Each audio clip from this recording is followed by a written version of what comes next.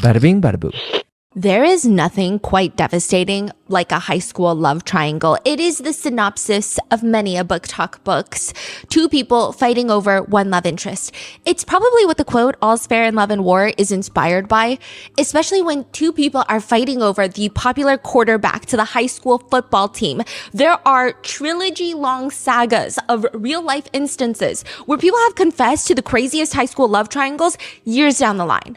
One netizen, OP, the original poster, she gets a call from her old high school crush. They're so much older now. In fact, this old high school crush is about to get married to his high school girlfriend, but he's calling her. And he's drunk. He's confessing his love to her instead. And he's saying things like, "I know you never want me because back in high school you rejected me." And this is all right before his wedding. But what's crazier is the original poster, OP, is like, "What are you talking about? I never rejected you in high school." Back in high school, when they were all friends, this guy had asked his now soon-to-be wife to tell the original poster, "Hey, I have a crush on her. Can you tell her and let her know?" And this girl, the soon-to-be wife, decides, "I'm actually not going to tell her that. And I'm just going to tell you that she rejected you, and I'm going to swoop in and start dating you instead." And now she is going to be the one walking down the aisle with him. Which, I mean, I don't know how someone would even feel if they find out the truth years down the line. I don't know if that changes him wanting to get married or not. Do you still get married all over this like high school love triangle? People do crazy stuff when their frontal lobe is not fully developed.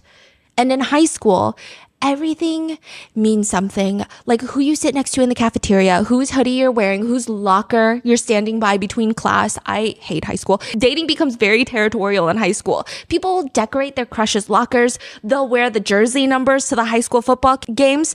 They'll get the little candy canes delivered to them during Christmas. But even if a high school relationship withstands all of this drama, it almost always ends up with everyone separating because of college. Which is why letters like these are written to the quarterback of the high school football team. I'm glad to have you as someone who I think will be in my life for a while. And this is a real note. This is very pertinent. Even if we don't talk all the time or even at all when you're in college, I feel like our little bond will always be there. So just hit me when you want to go get wasted at a bar together and I'll send you my wedding invite one day. I know you're nostalgic AF, so I hope you look back at our time as a good one. And no, this isn't like me saying goodbye, but like I know things are gonna be different. Like, bro, you were the first person who got me to smoke weed. You're always gonna have that title, so we're locked in for real. And maybe one day we'll be able to go to the aquarium. I'm here whenever, even though you never say it back. I love you, and I wish you all the best. Always love, HB. This letter never gets delivered to the high school crush. Instead, it's found crumpled up in a kitchen trash can during a search warrant for Haley Beck's apartment. Because this letter is not between two high school lovebirds who are in love and their students that are separating for college. This letter is written by a 27-year-old teacher at Centennial High School who is caught grooming her student.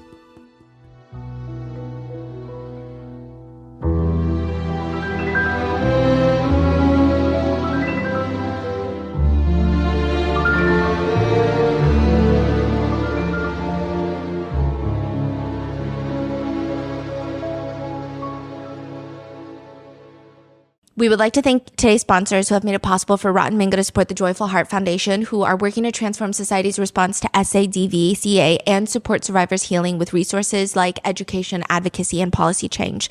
This episode's partnerships have also made it possible to support Rotten Mango's growing team, and would also like to thank you guys for your continued support. As always, full show notes are available at rottenmangopodcast.com. Today's case involves mentions of grooming, predators in particular positions of power, harassment, CSA. Please take care while watching today's episode. Take a break. Put this on pause if you need to. We will see you back in the next episode. This episode is also currently ongoing, and so any information will be up to the date of publishing. And because there's no verdicts as of now and not even charges, all allegations are speculative, currently being investigated, and or only consist of publicly available information online. We did FOIA request this case, so we did receive like a 200-page police document. I will say, because there are no charges, there will be times where I'm quoting things from this police document, or I'm quoting other people talking about and referencing this police document. There's lots of labels of what this crime was. Some people are using the words like relationship and sex, but I just want to make it abundantly clear, this is none of those things. In my opinion, I think this is just a sex crime. I don't think that this is sex or a relationship. I think this is grooming. I think this is predatory behavior. And I think it's a crime. I think it's sexual assault. But because there are lots of people who reference it like that, likely because the victim is a male student, it's not me advocating for that. I'm just saying. So with that being said, let's get into it. Every high school has some sort of open secret. Married teachers are having affairs with each other. One netizen writes, quote, 2 PE teachers, one male and one female, they would vanish at the same time every day. She got pregnant. Her husband was also a teacher at our school, and like the whole building pretended we didn't know that that's not his baby. Dang. Which is a pretty common theme. Another netizen writes, 2 teachers had an affair and the woman's husband came to the school during lunch and beat the shit out of the other teacher in the hallway. The kids were filming it, but both teachers kept their jobs. And then it becomes one of those things that nobody really talks about openly anymore. Married parents of students are having affairs with other married parents, perhaps with a married teacher. One person stated that their high school had this weird open secret. The football coach was having a very public affair with one of the players' moms. She was at every practice, every game, always in his office. His wife was also a teacher at the school, and like the whole town knew. Another student says, our principal was sleeping with at least 2 different students' moms. He would schedule parent conferences during school hours. Like his secretary knew, his whole office staff knew, everyone knew. He eventually got promoted to district administrator. Yeah. Open secrets about how seriously everyone seems to take high school sports is a huge thing. Like one principal who would change her own son's grades so that he could play football. This is a common thing. One faculty member writes, the star quarterback had a GPA of 0.8. 0.8. Literally failing every class. But every quarter, his grades would magically adjust just enough so that he could play football. Every teacher knew it. Nobody was allowed to talk about it. Or another. Best player in our school basketball team got caught breaking into cars and robbing them, was kicked off the basketball team after they found his car full of all the valuables that were stolen. Half into the season, we're at the bottom. So the coach and the principal work out a deal and they get him back in. He ends up playing. We still lost though. But Centennial High School in Arizona, their open secret would start making national news. Centennial High School. Centennial High School. Centennial High School. Centennial High School in Peoria. Centennial High School is one of the entire state's premier athletic schools, particularly in football. So their team has won at least 8 state championships. And the Centennial Coyotes are the 5A state champions! It's a heavy football school, meaning Friday nights, you drive by Centennial High School, it's going to be packed. Everybody's talking about what they're wearing to the game, who's playing, who's that. Everyone knows all the players, their numbers, all the players and their parents. Then the rest of the weekend, if you go to the best spots in town, like if you go Saturday brunch, you're going to run into people rehashing Friday night's game while eating brunch. And it's just high school football. Like it's that serious. And I grew up in the South, so like I get high school football. And there is something much darker going on in Centennial High School than just football. It starts off more like an open secret. It's like a rumor. Nobody has proof, but it just feels weird. One student says, there were just things about the school that just kept getting swept under the rug. Look, I don't know the specifics, but everyone's heard the rumors. Like there was this male Spanish teacher that was very friendly and flirty with the girl students last year. I don't know if anything happened, but he was fired before anything came up. And this is a real witness, a real student saying this to the police. Then there's the girls' soccer coach and psychology teacher. She's just kind of weird with her students, specifically her male students. She seems like one of those teachers that hates her female students but loves her male students, which is concerning, right? But she would just do this thing where she would constantly call out members of the football team, kids, students, out of their classes and then bring them to her classroom and like just hang out with them. I don't know, it was weird. Or she's constantly doing favors for them. She would let them leave the school campus to get food, which is generally not allowed. At some point, the other students and even some of their older, already graduated siblings are confused. Their parents are getting word of this. After hearing all of these rumors, one of the students decides to just ask one of the football players. Like, you're always around the psychology teacher. Like, is that teacher being weird with you? Is something weird? Because I heard something weird's going on. He responds really cryptically. You'd have to ask the teacher that. Like, I'm not saying anything. What does that mean? Like, as in there's something to say, but you don't want to say it? But there is one student whose name keeps getting brought up in all of this with rumors about the psychology teacher. He's a football player, and we're going to be referring to him as Alex for the rest of the episode. That is not his real name. Anyone who is under 18 or even 18 but is a student, I'm not using any of their real names. Alex, just a fake name, like I said, but yeah, there's just like a rumor between Alex, like he's always around the psychology teacher. If you see her in the hallway, she always wants to be near him. I don't know, it's just sometimes he'll be in her classroom when it's not even his class. And that's not to say that Alex is strange. The teacher is the only strange one here in this scenario, but it's odd to the point that people called her out on it. And she states that the only reason her and Alex are so close is because they're like siblings. He's like her brother, which I feel like when you hear people calling someone, oh, that's like my brother, there's only 3 ways this goes, okay? A, they are literally siblings or cousins or related by DNA in some way, shape, or form, which does not apply to this teacher and student. B, they grew up together and experienced a lot of hardship or something that they can relate to, which again, doesn't apply to this teacher and student dynamic. And C, when someone is trying to deflect and distract from the fact that they definitely do not see this individual as their brother. That's it. I feel like those are the only 3 ways it goes. That's it. But not only that, they would bicker like siblings. And on top of that, the teacher would just bring this male student up in every single conversation, even if it's not about him, has nothing to do with him. She would somehow manage a way to weasel his name into this conversation with other students. It's just weird. Like, are you obsessed with Alex or something? But the teacher is on like the younger side of the other teacher. She's 27. And so while it's highly inappropriate, unprofessional, and should stop, maybe there's nothing more to it. Like maybe that's why nobody reported it. But another recent graduate of Centennial says, I don't know. I overheard something really, really strange. Very strange conversation. The psychology teacher and the football student, they're in the hallway, kind of hush-hush whispering, arguing. And as the former student is walking back, they heard the student say something to the teacher along the effect of, I have a girlfriend. Why are you so worried about what I do? Which is just weird. Why would a teacher be so concerned about that? Mm-hmm. Then there's the video rumor. A couple of students started telling their friends, who told their friends, who told their friends, who told their friends, and like maybe some of them told their parents. But the rumor is there's a video of one of the teachers giving a student oral in her classroom. Jess is a woman on a mission. It's not an open secret if it's a little crime. Jess goes straight onto the website submissions page and she starts typing up her tip. She enters her Jess? name. A student? Jess is the mother of a student. Oh. Former student, graduated student. She starts typing up her name, address, phone number, email in the tip submissions part. And Jess writes that her daughter used to attend the school and was on the soccer team.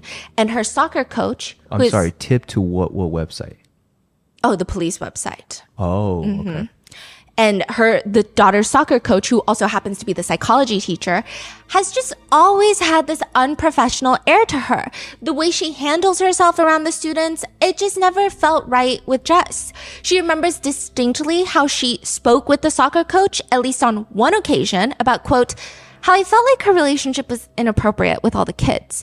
However, I know that last year's team has a lot of info about a boy that she had apparently an inappropriate student-teacher relationship with. He would meet her during non-school hours, and they were definitely Snapchatting. In the portion that reads suspect name, she types in Haley Beck and sends it to the Peoria Police Department, where Detective Kraber, a detective in the Heat Division, so this is Human Exploitation and Trafficking Unit, picks up the tip.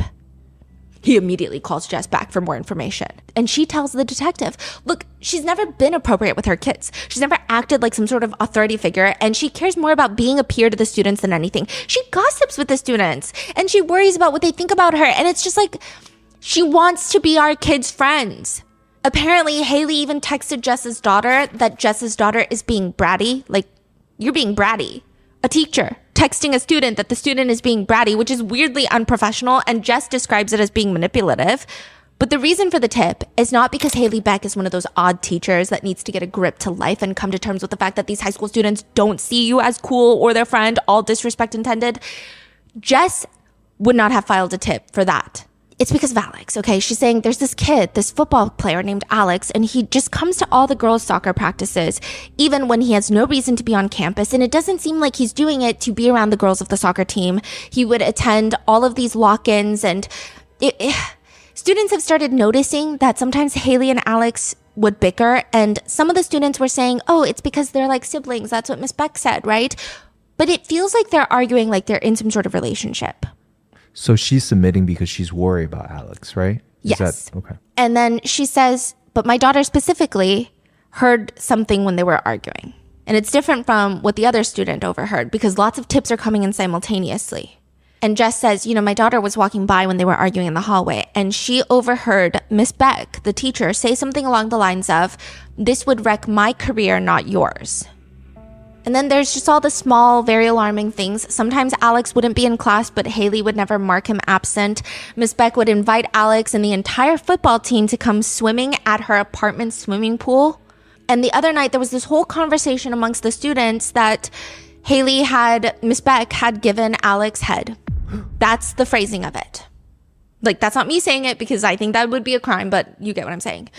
Jess states at the end of this call, she feels really guilty because she doesn't have the proof of any sort of video or anything, but like these are the things that she's heard and she feels conflicted about making this tip because if she hadn't called, then nobody else is going to get dragged into it. And now the police want to talk to her daughter. The police want to talk to these other high school kids, but they really, really need to look into 27-year-old Haley Beck, who's pretty easy to Google for the officers, by the way. She's not just a psychology teacher at the local high school. She's also the well-known older sister of a pretty well-known influencer by the name of Noah Beck. If you are one of the lucky people that did not download TikTok during the pandemic and continue down the easy pipeline of brain rotting like myself, you may have no clue who Noah Beck is, which is neither here nor there. Just know that he's a big influencer with over 30 million followers on TikTok, and he makes a lot of money, and I don't want to say definitively, but it seems like he has not been in any career-ending controversies. He seems unproblematic compared to some of the other TikTokers during that time period. He mainly does a lot of big brand trips now. I think he's getting into acting. I think he has a few shows on Netflix that he's working on. So wow. Yeah, I think he's mainly trying to be an actor. He's dating He did date Dixie D'Amelio, but I think they were broken up a long time ago. Oh, okay. Yeah, but he's like from that era, right? But he makes a lot of money, which may or may not be the only tiny detail that will hold relevance to this later. But he also did some family vlogs that feature two of his sisters. So you've got Haley Beck, the oldest Beck child, and it appears that she's always had the going down the right path type of childhood, while her younger siblings, Tatum Beck, her younger sister, her younger brother, Noah Beck, were the troublemakers. That's how they talk about their relationships. Haley Beck, everyone. This is the oldest of the Beck children. She's the middle. I'm the baby. They're like, Haley Beck is like the golden kid, the perfect child or whatever. Who's most likely to go to jail? Who has more common sense? Wow. And then Tatum Beck is like the troublemaker. She likes to throw pizzas at Haley Beck. She threw pizza at me. Oh my God. Okay, well, got my hair. But is Haley Beck also a like influencer or not at all? Or she's just only as a sister? Only as a sister. So she doesn't have her own TikTok and all of She that? does, but now not anymore. It's pretty much gone. But she was never famous for her TikTok. She was really only famous for being Noah Beck's sister. And I'm assuming everybody in school knows that too, right? That's Noah Beck's sister. Yeah. And apparently, oh my God, there's like this rumor. I couldn't confirm, but there were some anonymous students that were formerly in her class that said that because she's a psychology teacher, she would use Noah Beck and Dixie D'Amelio as personality references, which was just weird, very bizarre, very parasocial. That's very interesting because you were saying she wants to be a friend. Yeah. And her brother is basically the biggest star for high school kids. Yeah. Must play a lot of roles in her brain and her interaction with the kids, right? Yeah, which makes it, I think, more sick. Yeah. Not that Noah Beck did anything wrong. Yeah. He doesn't even live in Arizona anymore. So just pointing that out. But more on that later because there is a part about Noah Beck in the police report that is unverified, but we'll get there. Haley goes on to become a high school psychology teacher, and she says in an interview, teachers can have connections with kids, and I feel like that's one of the most important parts of teaching, because at the end of the day, you never know, like, I might be the only person in someone's life that does care, and so I try really hard to make that known in my teaching and in my interactions with students. and then there's really not much else about her until recently, where every single TikTok of Haley Beck in her classroom teaching has seemingly gone viral because there's a rumor that Haley Beck is the teacher in the video, where I would consider it essay, but oral is committed against a student. Do you remember the TikTok trend where two people would be running, filming each other? They take turns. So one person pretends to be the suspect. The other pretends to be the cop chasing the suspect. And as they're running, the cop, the one that's filming, will say something like, suspect is a 25-year-old and still takes a bubble bath every single day. Suspect can't grow a beard. Suspect can't grow a beard. Come on. You know, they're supposed to be oddly specific. You get it. You've seen it. Noah Beck has done one with his siblings a while back. And Haley Beck is running. And Noah Beck says, suspect's best friends are her students. And Haley stops running to say, they're nice to me. Suspect's best friends are students. They're nice to me. Then another TikTok is dug up. Same trend, but this time it looks like it's Haley and another, maybe a teacher or a student in a cafeteria. And Haley is running through this empty cafeteria and a girl's voice on the other end says, suspect has a cult following of high school boys. Suspect has a cult following of high school boys. And there is a TikTok that has since started going viral, which is a picture of Haley Beck in her class. And on the whiteboard behind her, it's written Mommy Beck. Whether she wrote that and told the students to call her Mommy Beck, whether one of the students wrote it and she just didn't erase it immediately, it's unclear. There's nothing inherently illegal or fireable in the videos of her in the classroom, at least the ones circulating online. Although I do think that she did break some school rules. Because I don't think you're allowed to have students' voices or their faces in any TikToks without the parents' consent. Oh, so she films TikToks. She also would like film TikToks in her classroom and they were just so cringe. They've all been wiped from the internet, but you can see some reposts on TikTok where she just behaves in a way that I would never want my child anywhere near her. And I don't even have children. Like, what does that mean? She's the epitome of a teacher that I think is not all there in the head. She likes to sing at her desk while the students are trying to focus. And it's very like, oh, pay attention to me. Do you remember the 21st night of September? And then she'll be like, oops, sorry, I don't even know why I'm seeing that. And then there's another part, like this one really just grinds my gears. And I do think that I have at times a very uncomfortable cadence and tone of voice, and maybe there is some vocal fry in my throat. But with Haley Beck, this is a student. This is a professional setting. And she's talking to a student and she's like, Austin, stop. And I'm like, what is fucking happening? Is there like a trend that she's doing or just like clips of her life? These are clips of her life. And this is like at the time when a lot of teachers were filming themselves in classrooms. And then there was like a wave, a wave of teachers filming themselves. And then a lot of schools got mad. A lot of kids got mad. A lot of the internet got mad because they were like, you are like a toxic teacher. You're a weird teacher. So she has some of these, but I mean, maybe they're fireable offenses, but nothing inherently illegal in what has come up on TikTok.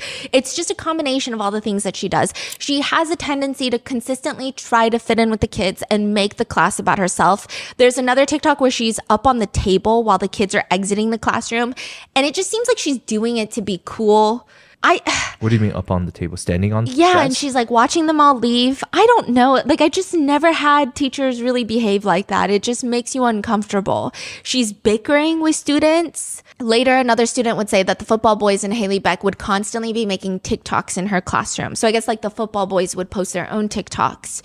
And that Haley Beck started acting more like a friend rather than a coach or a teacher. The football guys would always be behind her desk joking around with her. There is this one picture that one of the football guys took. Boys, children, students, okay, just emphasis. He's sitting at her, what it seems to be her chair. And she's leaned over her desk. And it's just like the most weird body language. Highly uncomfortable. One student says, Miss Beck would be teaching her class, and suddenly when the football players came in, she would stop teaching and just talk to them. And the way that they talked would be like that middle school teasing, flirting type of dynamic. There's also this newly circulating TikTok of a male student filming himself. I'm not going to post it, but it has gone viral. He's likely under the influence given the caption, but he's stating that he invited Haley Beck to pull up to his grad party, and she did. And now she's another student's partner in pong. I'm assuming beer pong. I don't know if there's beer in there or if it's Gatorade. Probably not Gatorade. It's probably beer. But he flips the camera, and sure enough, there's Haley Beck at a house party. That is wild. Other students have come out to say that being in Haley Beck's class was just weird. She would openly talk about her dating life, which is not normal. classroom behavior. And so with all of this and the tip from one of the parents to the police department, the police decide that they're going to start a full-blown investigation. In fact, they have tips about other things going on in Centennial High School. So they're just going to upend and do a full overhaul and look into everything. And they start pulling up other names that they think are going to be good witnesses. They're calling their parents, because most of them are underage, asking if they can come in for an interview. And all of them are led into the soft room.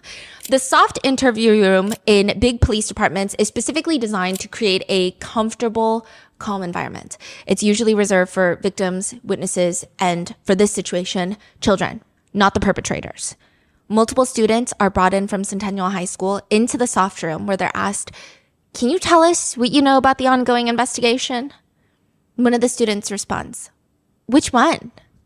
The police don't start investigating Centennial High School because of a tip on Haley Beck. There is already an investigation underway on a separate teacher, 47-year-old Angela Berlacca. Two teachers at Centennial High in Peoria were accused of sexually abusing a student. In my 30 years, of two females perpetrating against the same. What is going on in this school? While police are investigating Angela Berlacca, tips are coming in about 27-year-old Haley Beck. So now they're like, okay, well, let's investigate both of them. And this is how both teachers are getting investigated for grooming their students. And random parents from Centennial High School end up opening their front doors, seeing a business card taped on the front for a detective. One of the mother calls the detective and says, I don't know what this is all about. Well, kind of.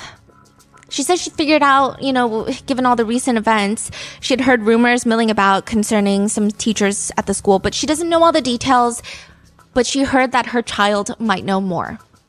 She and her daughter, who we will randomly call Taylor is 17, get called into the soft room. Okay, so the police, they don't do like an audio transcription. So there's an audio and video file that we were not able to FOIA, which is understandable. This is still an open investigation after all as well.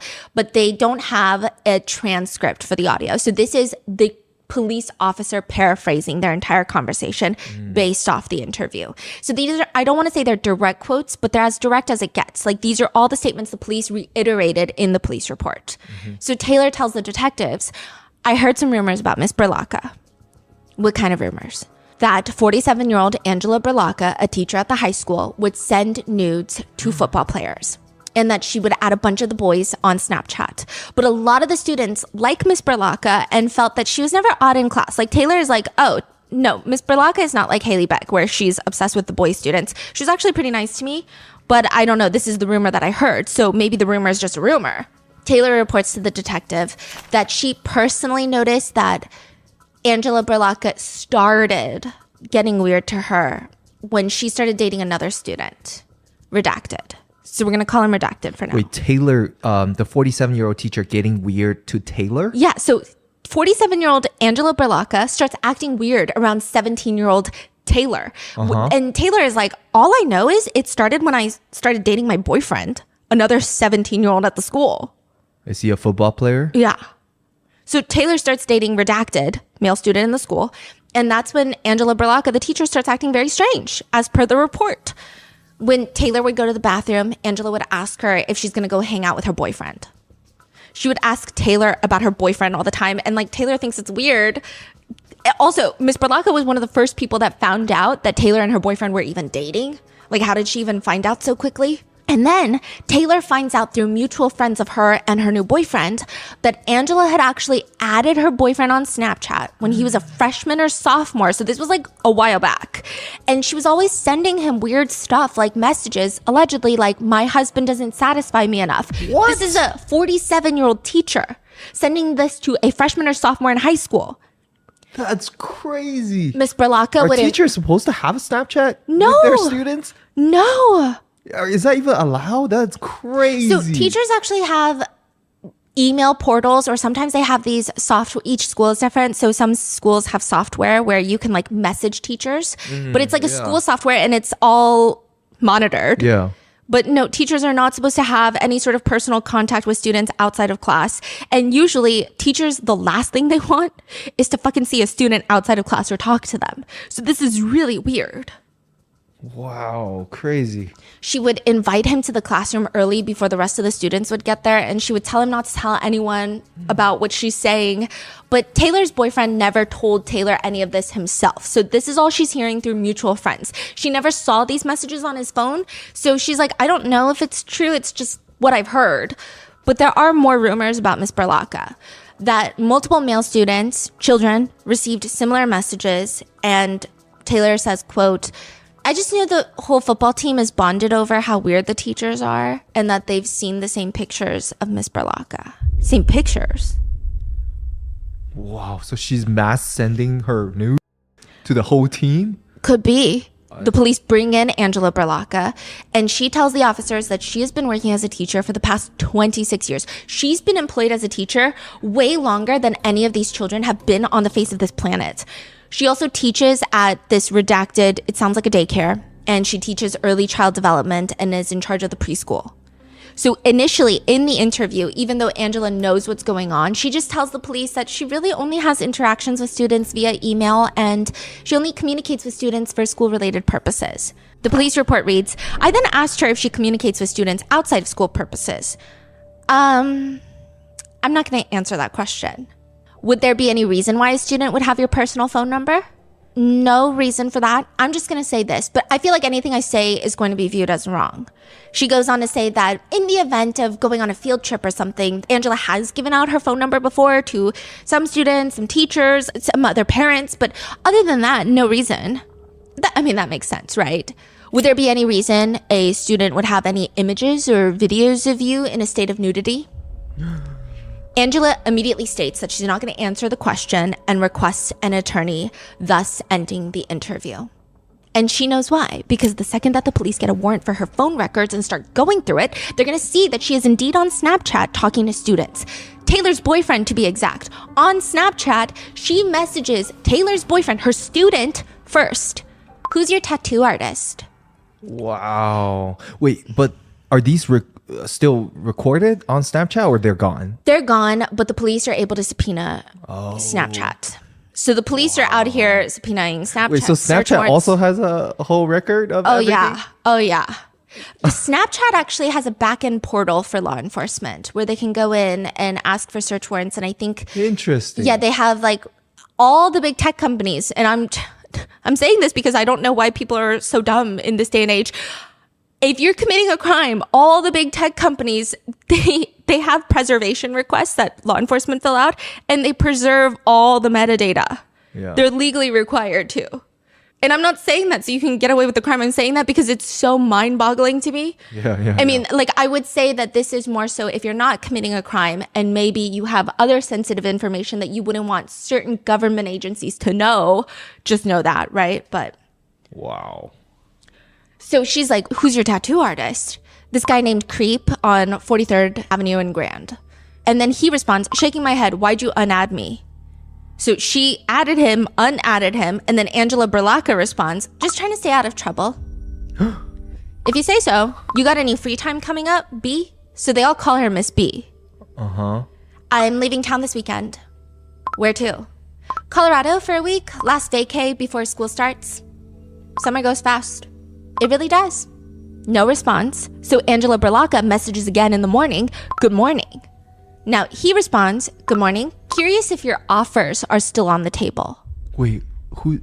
The student is asking if your offers are still on the table. We don't know the offers based off this conversation. But Angela Berlacca responds, yes, but not right now.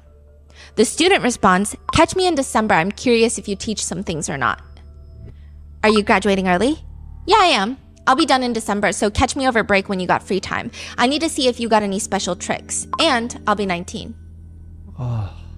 Nice, and I'd be happy to. We'll see what you got up your sleeve. And I guess he copied her message on Snapchat or something, but she's like, anything you want. You know, what's with you copying my message, though? Should I be worried? Who is the student? Angela Berlacca is like, you copied my message. Should I be worried? Screenshotting and stuff. And he's like, not about me. Good to know. So she's 47. Yeah. The student was like 17. He is now 18. Yeah, turning 19. So she's 30 years older. Yeah. Does she have any children? Do you know? She's married and has children. God. It is atrocious, but the deep, dark abyss of hell can always get darker. Once investigators start digging, they interview Taylor's boyfriend's grandmother, and she states that her grandson confided in her that his teacher was being inappropriate with him. She also reached out to the police on a separate tip, stating that a teacher has been sending her grandson, Taylor's boyfriend, inappropriate messages and videos. One video is described in the police report as, quote, a video where the teacher was nude and masturbating with a toy? Yeah, a cucumber-shaped device.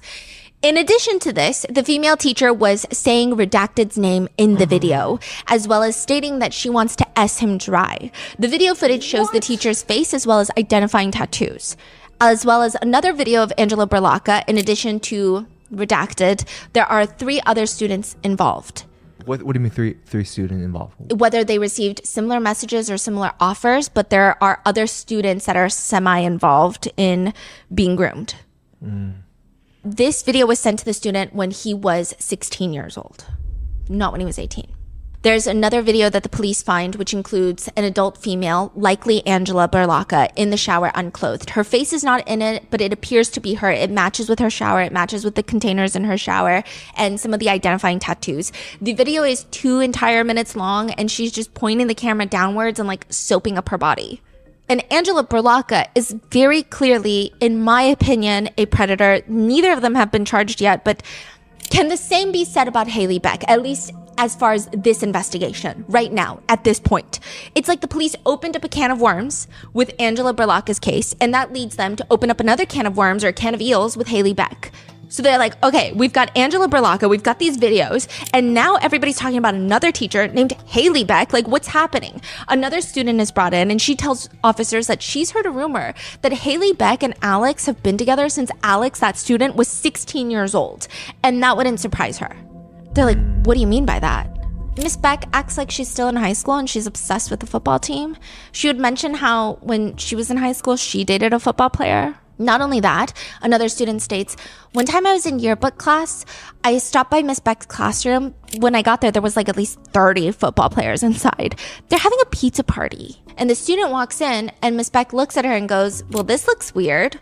And she didn't think it looked weird, but now that Miss Beck said that it was weird, that made it weird. And she never allows female students to hang out in her classroom after class, but she allows all the male students. Another student who graduated states she hated being in Miss Beck's classroom. Why? She just has a weird focus on guys. Her classroom environment was annoying. She would prioritize the male students' attention over teaching. There's also rumors that she gave a male student a Christmas present, that she filmed a TikTok inside of the car of one of the male students. Like, it wasn't scandalous, but why are you in a student's car filming a TikTok? One student says something incredibly alarming, though. They state that there are at least a group of 8 to 9 football kids that she knows of where they were in a competition. And that competition was to see who could get the most inappropriate videos and pictures of either of the 2 teachers, Angela Berlocca and Haley Beck. Normally, this type of competition would be a reason for students to be in trouble because it is inappropriate, but no teacher in their right mind would ever send anyone any material for this sick competition that they have going on, right? Police subpoena Angela Berlocca's phone, and they also subpoena and do a search warrant on Haley Beck's phone. And inside Haley Beck's, they find text messages between Haley Beck and this student named Alex, and they're both referencing faculty pictures. So specifically of Haley Beck. So, you know, each teacher, they need like an ID tag. And Haley Beck, she's talking about her ID tag picture. And Alex states bluntly, those ID pics are funny. Haley Beck, the teacher, responds in a confused manner, like, funny? Why? Oh, let me guess. I was a beluga in the first few. So she's saying that she was much heavier in the first few pictures when she first started teaching. Bro, my sophomore year, you were 1 billion% overweight. And now you look fire. One netizen writes, if someone told me I was 1 billion% overweight, I would have to KMS. Alex goes on to like the text message. Oh, let me guess, I was a beluga in the first few years. And he responds to that. The student responds and he says, man, ain't that right? Yeah, but like you still fucked with me then, like as a person. Negative. You were a cool teacher though. Is my one this year good then? And you're my current teacher. Or better, at least, you're telling me you wouldn't have tried with me back then solely because of the teacher aspect? No, not at all. Because it would have been like, she's not even a flex, she's rough. Right. I was just cool. Okay, be nice. You asked. Same way I think about Miss B. If she was a little more fit, I would have died in the pussy. Miss B? Berlaka. Haley Beck knows what's going on. Yeah, and she's not reporting it because she's doing the same thing. Does Miss B know about Haley Beck though? We don't know. What? And Haley Beck responds, bro, she's also like 50 though. But she's too damn big for me right now. Question mark, question mark. Age is just a number, baby. She's starving for the young dick. Who said this? The student. Oh. And I do want to preface that there's going to be a lot of uncomfortable messages where this 18-year-old student is saying sometimes uncomfortable things about women, women's bodies, and his girlfriend in particular. But I don't think that he's at fault for anything. Yeah. Like, I think there's, point of this crime. There's no crime in an 18-year-old talking like this, behaving this way, especially when you have to factor in the trauma element of like, we don't know how long he's been preyed on in this school and how that could alter the way that he also thinks and speaks. I'm not justifying it, but I'm just saying he's genuinely a victim in this situation. Mm-hmm. Haley responds, I mean, yeah, I guess, even though our situation is still not right, at least we're closer in age. I don't like being compared to Miss B. Nah. Jealous? Yeah. She's jealous that someone else is grooming her victim. And he responds, nah, 100%. A tad more normalized. Like, if I'm 25 and you're 33, who cares? But if I'm 25 and she's 55, holy gilf. Alex likes the message that Haley sends of not wanting to be compared to Angela Berlaka, and he writes, luckily I haven't cracked her yet. Right, like this sounds more normal. Like an older woman, go you. Sick. I can't even look at her without thinking of her literal vagina. So investigators put two and two together that both Angela Berlaka and Haley Beck are victimizing the same student. The message where she is sending the video with that object and saying a student's name, it's Alex. It's the same student.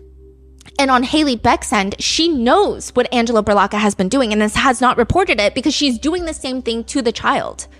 Alex's age-appropriate girlfriend, Taylor, tells the police, Miss Beck Taylor is Alex's girlfriend?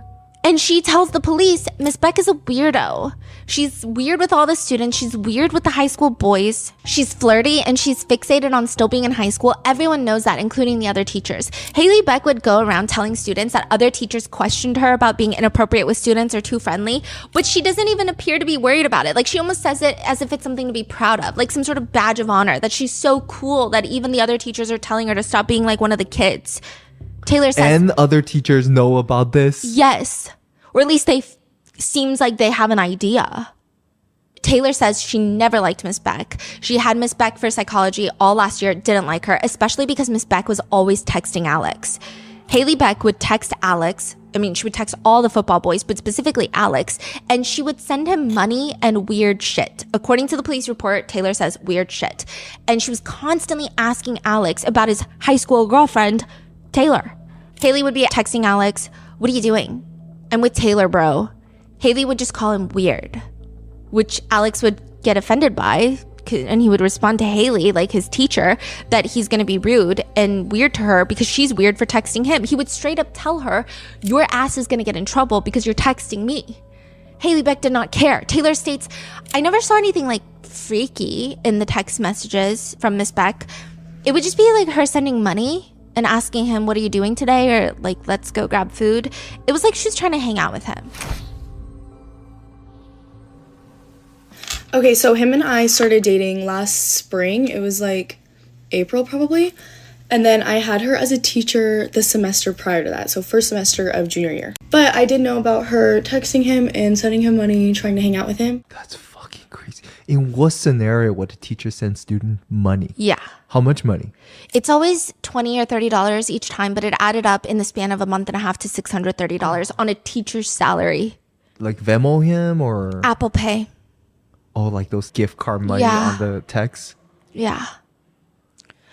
Not even just any teacher. I think any adult sending any child money that is not directly related, that the parents know about, is so alarming. Yeah. But a teacher makes it even more alarming. Yeah, 100%. Wow. And Taylor was like, I know of at least one time where Haley, Beck, and Alex hung out. They went to this place called Fired Pie, which ironically is not like a pie place, it's a pizza spot. Well, I guess that makes more sense. But Alex is there with his friend, and Haley Beck just shows up, meets up with them, offering to pay for Alex's food. Taylor didn't even know about any of this until she asked Alex about it because she heard about it from someone else. And in this instance, he got mad that she asked. And like these are the small things where I think it's really important when you just read the messages between Haley Beck and the victim, the student, because he's a lot more aggressive in the text messages. Some netizens have gotten into this weird mindset where he's not a victim because he was 18. He's a victim. And I think these small instances where when he's asked about, did you see Haley Beck with his high school girlfriend, he gets upset. And that might be from a whole list of traumatic reasons that maybe have not been digested as being trauma. These are like the little things where it's very clear it's still impacting him in a tremendous way. So he got mad and he didn't want to talk about it. Now, the whole thing is odd. Taylor says that Haley Beck was constantly just like texting Alex as if they were friends or something. Like she would send him pictures, selfies, not like inappropriate or freaky. That's how she phrases it, though they are inappropriate. But just like pictures of herself. And she would just be asking, oh, should I post these on Instagram?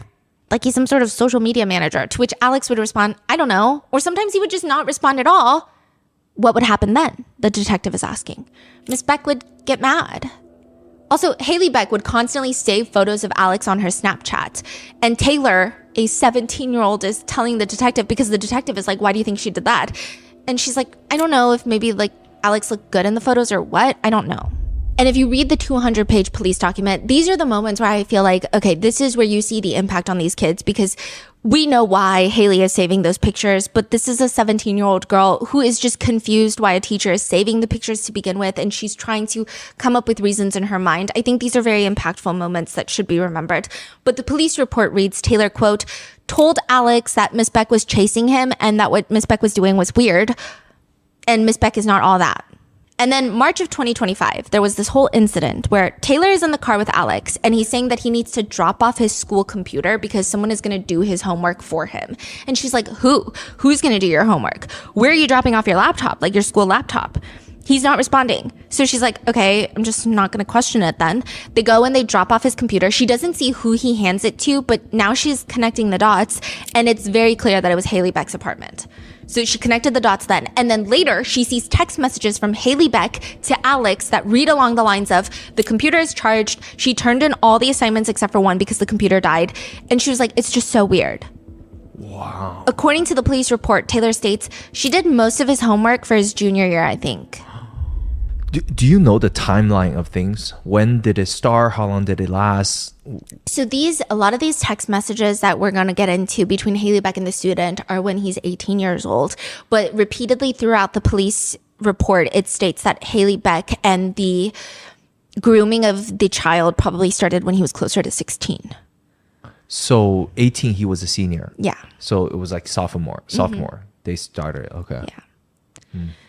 Alex advised that Miss Beck does his homework for him for no reason and that she is just, quote, a weird ass bitch. And just every time Taylor and her boyfriend Alex would hang out, sure enough, Haley Beck would be texting Alex. I mean, there's always some notification from Haley Beck, their teacher. Most of the conversations that Taylor saw of Haley Beck were Haley Beck talking about food, going to get food with him and asking if he wants to hang out with her in her classroom.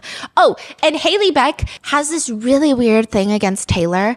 She's telling the detectives, there was this one time where she was bringing Miss Beck food and drinks. I don't know if because there would be a lot of times that they would go out to eat and Haley Beck would give them her credit card, and then Alex would buy his food on her credit card, but also bring Haley Beck something back. So I guess Alex told Taylor to bring it to Miss Beck, her food and her drinks. So she goes, Haley Beck would not acknowledge her. And then she goes on to text Alex, never have Taylor have your little girlfriend bring stuff to me again. This is getting crazy. Haley Beck started asking students in my class and my friends, just anybody that had any relationship with me, random questions about me.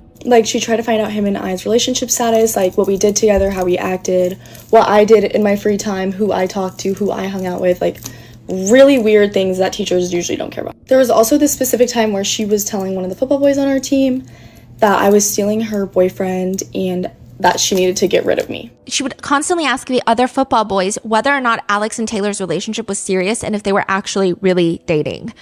The statement report for Taylor's interview reads, Miss Beck was just weird. She was always flirty and trying to text Alex. Miss Beck would also excuse all of his absences so that he could pass the class. She would give him all A's. Same thing with Miss B, Angela Berlacca. Miss B didn't have Alex as a student, but when he asked her to excuse one of his absences, she would. It was wild. Bro never came to class, ever. Like, you'd probably see him once every 2 weeks, week and a half. Never there yet. He still had the best grade and the smartest kid in that class. What does Miss B teach again? I think math. And the whole school knew to some degree. They've been receiving tips about this for a while. One tip that the school received was, hello, I hope you're doing well. I'm writing to share a concern regarding Miss Beck and a student that I believe warrants your attention. My sister, redacted, who is a student, has mentioned feeling uncomfortable about Miss Beck's interactions with Alex. She has observed and heard about several instances that seem inappropriate, including frequent communication, texts between Miss Beck and Alex via Snapchat. Miss Beck gives Alex a Christmas gift while not giving anything to other teammates. Miss Beck and Alex have been seen in a vehicle together. My sister and other students have noticed this behavior but are hesitant to report it due to the fear of being labeled as a snitch. There also seems to be a reluctance to speak up due to the stigma surrounding a male student in this type of situation. While my sister is unwilling to provide further details, I believe other students may be able to share more information if approached. I understand this is a serious concern, and I trust that the school will handle it and the appropriate discretion and urgency will be applied. Please let me know if there's anything further I can do. Thank you for your time. Best regards. So did school do anything? Is there anybody spoken out? Yes, the principal did reach out to Haley and stated, Haley denied any of the accusations but was receptive to the feedback. So they basically just tell Haley, hey, don't be so inappropriate with the kids. Don't act like their friend. That's not even what the tip is. It's not even oh, she's being inappropriate. So there's a lot of anger in Arizona right now against the school board. You think they know, they just choose not to do anything? Yeah. I think they choose not to do anything because it likely causes a lot of scandal. And when you're dealing with this Centennial High School seems like a heavy football school. And if you ever go to a football heavy high school, it's just really, they act like they're part of the fucking NFL.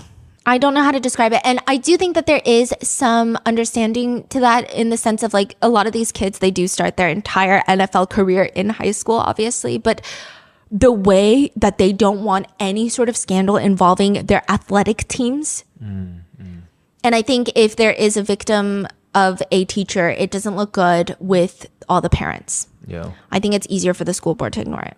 And this is exactly how receptive to feedback Haley Beck was. Haley Beck messages Alex that she's in a teachers group chat with Angela Berlacca and the other teachers, and she texts, in a group with Berlacca for our meeting, feels so wrong. Alex laughs at the message because she's likely referencing the fact that she saw Angela Berlacca's videos that were sent to Alex. But she's almost acting like, oh, your ex-girlfriend's in the room with me. It's so weird. Yeah. What do you mean? The other predator is in the room with you, also a predator? And you're going to tell the victim that and that you feel weird about it? Later, word spreads about a potential investigation into Berlacca. Haley messages Alex, what am I supposed to do about this right now? If I don't provide later, you can call me lame. And he's like, deal. So the provide, we're going to get to that context later. But she's kind of freaking out. Delete everything about me in your phone, probably. I don't think it's about you, though. So she's saying, I'm freaking out about this investigation. And the victim is delete everything about me in your phone, probably. I don't think it's about you, though. I think Miss B is in some shit, and they're trying to get me in for questioning. Haley Beck is saying, everything has been deleted. You do the same. But let me know what it's about. I'm nervous. I have no clue. I think she just got caught up with some other kids, and they said my name, and it got brought up. Are these texts or Snapchat? Some of these are Snapchat. Yeah. Oh.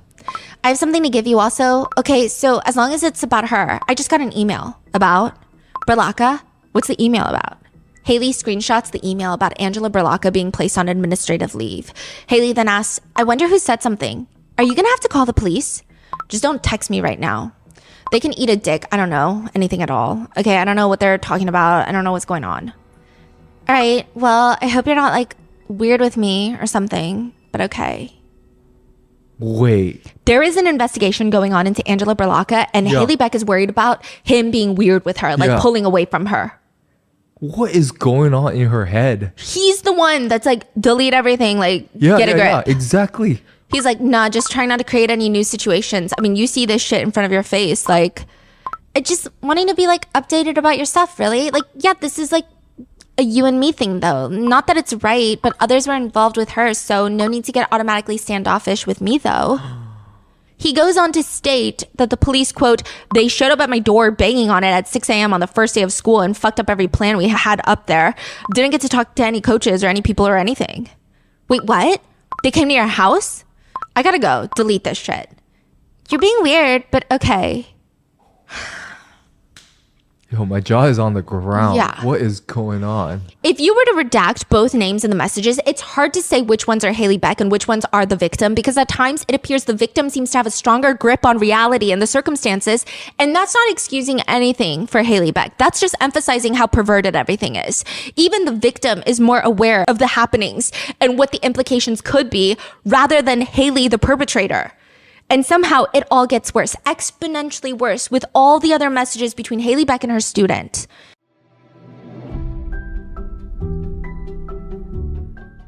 You guys know we love Shopify. My family and I were able to make a lifelong dream come true after launching Grandpa Mingo's art studio, sharing my husband's grandfather's art with all of you. And that is something that we could not have done without Shopify. Shopify is the commerce platform behind millions of businesses around the world and 10% of all e-commerce in the United States. From household names to brands that are just getting started. And that iconic purple Shop Pay button that's used by millions of businesses around the world. It is why Shopify has the best converting checkout on the planet. It also helps boost conversions, meaning less carts go abandoned and more sales for you. My favorite part about Shopify is it's so user-friendly. From a consumer customer standpoint to a small business owner, we were able to set up Grandpa Mingo's art studio website in one sitting with their templates. And I'm reminded of how top tier Shopify is whenever I forget my card information and I see that purple Shop Pay button and I can check out seamlessly. It's time to turn those what ifs into sales with Shopify today. Sign up for your $1 per month trial today at shopify.com/rotten. Go to shopify.com/rotten. That's shopify.com/rotten.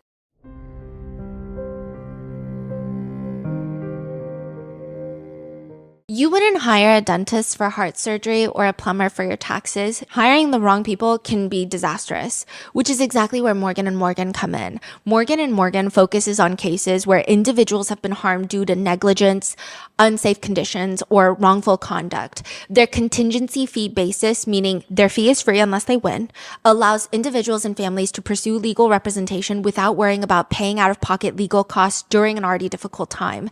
They fight for the people and not the powerful institutions that seek to deny fair and full compensation.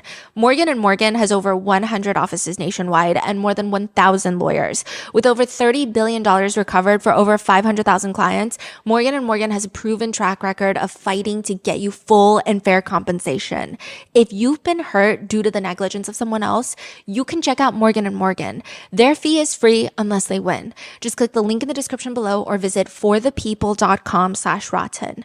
That's forthepeople.com/rotten or dial pound LAW 529 from your phone. This is a paid advertisement.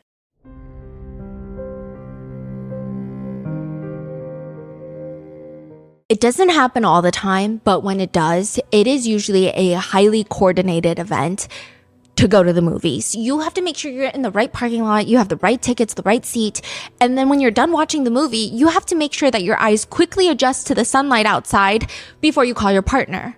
Because they're at the house going through everything. Your partner is going through the trash, the laundry basket. It is invasive, but that is exactly how you carry out a search warrant.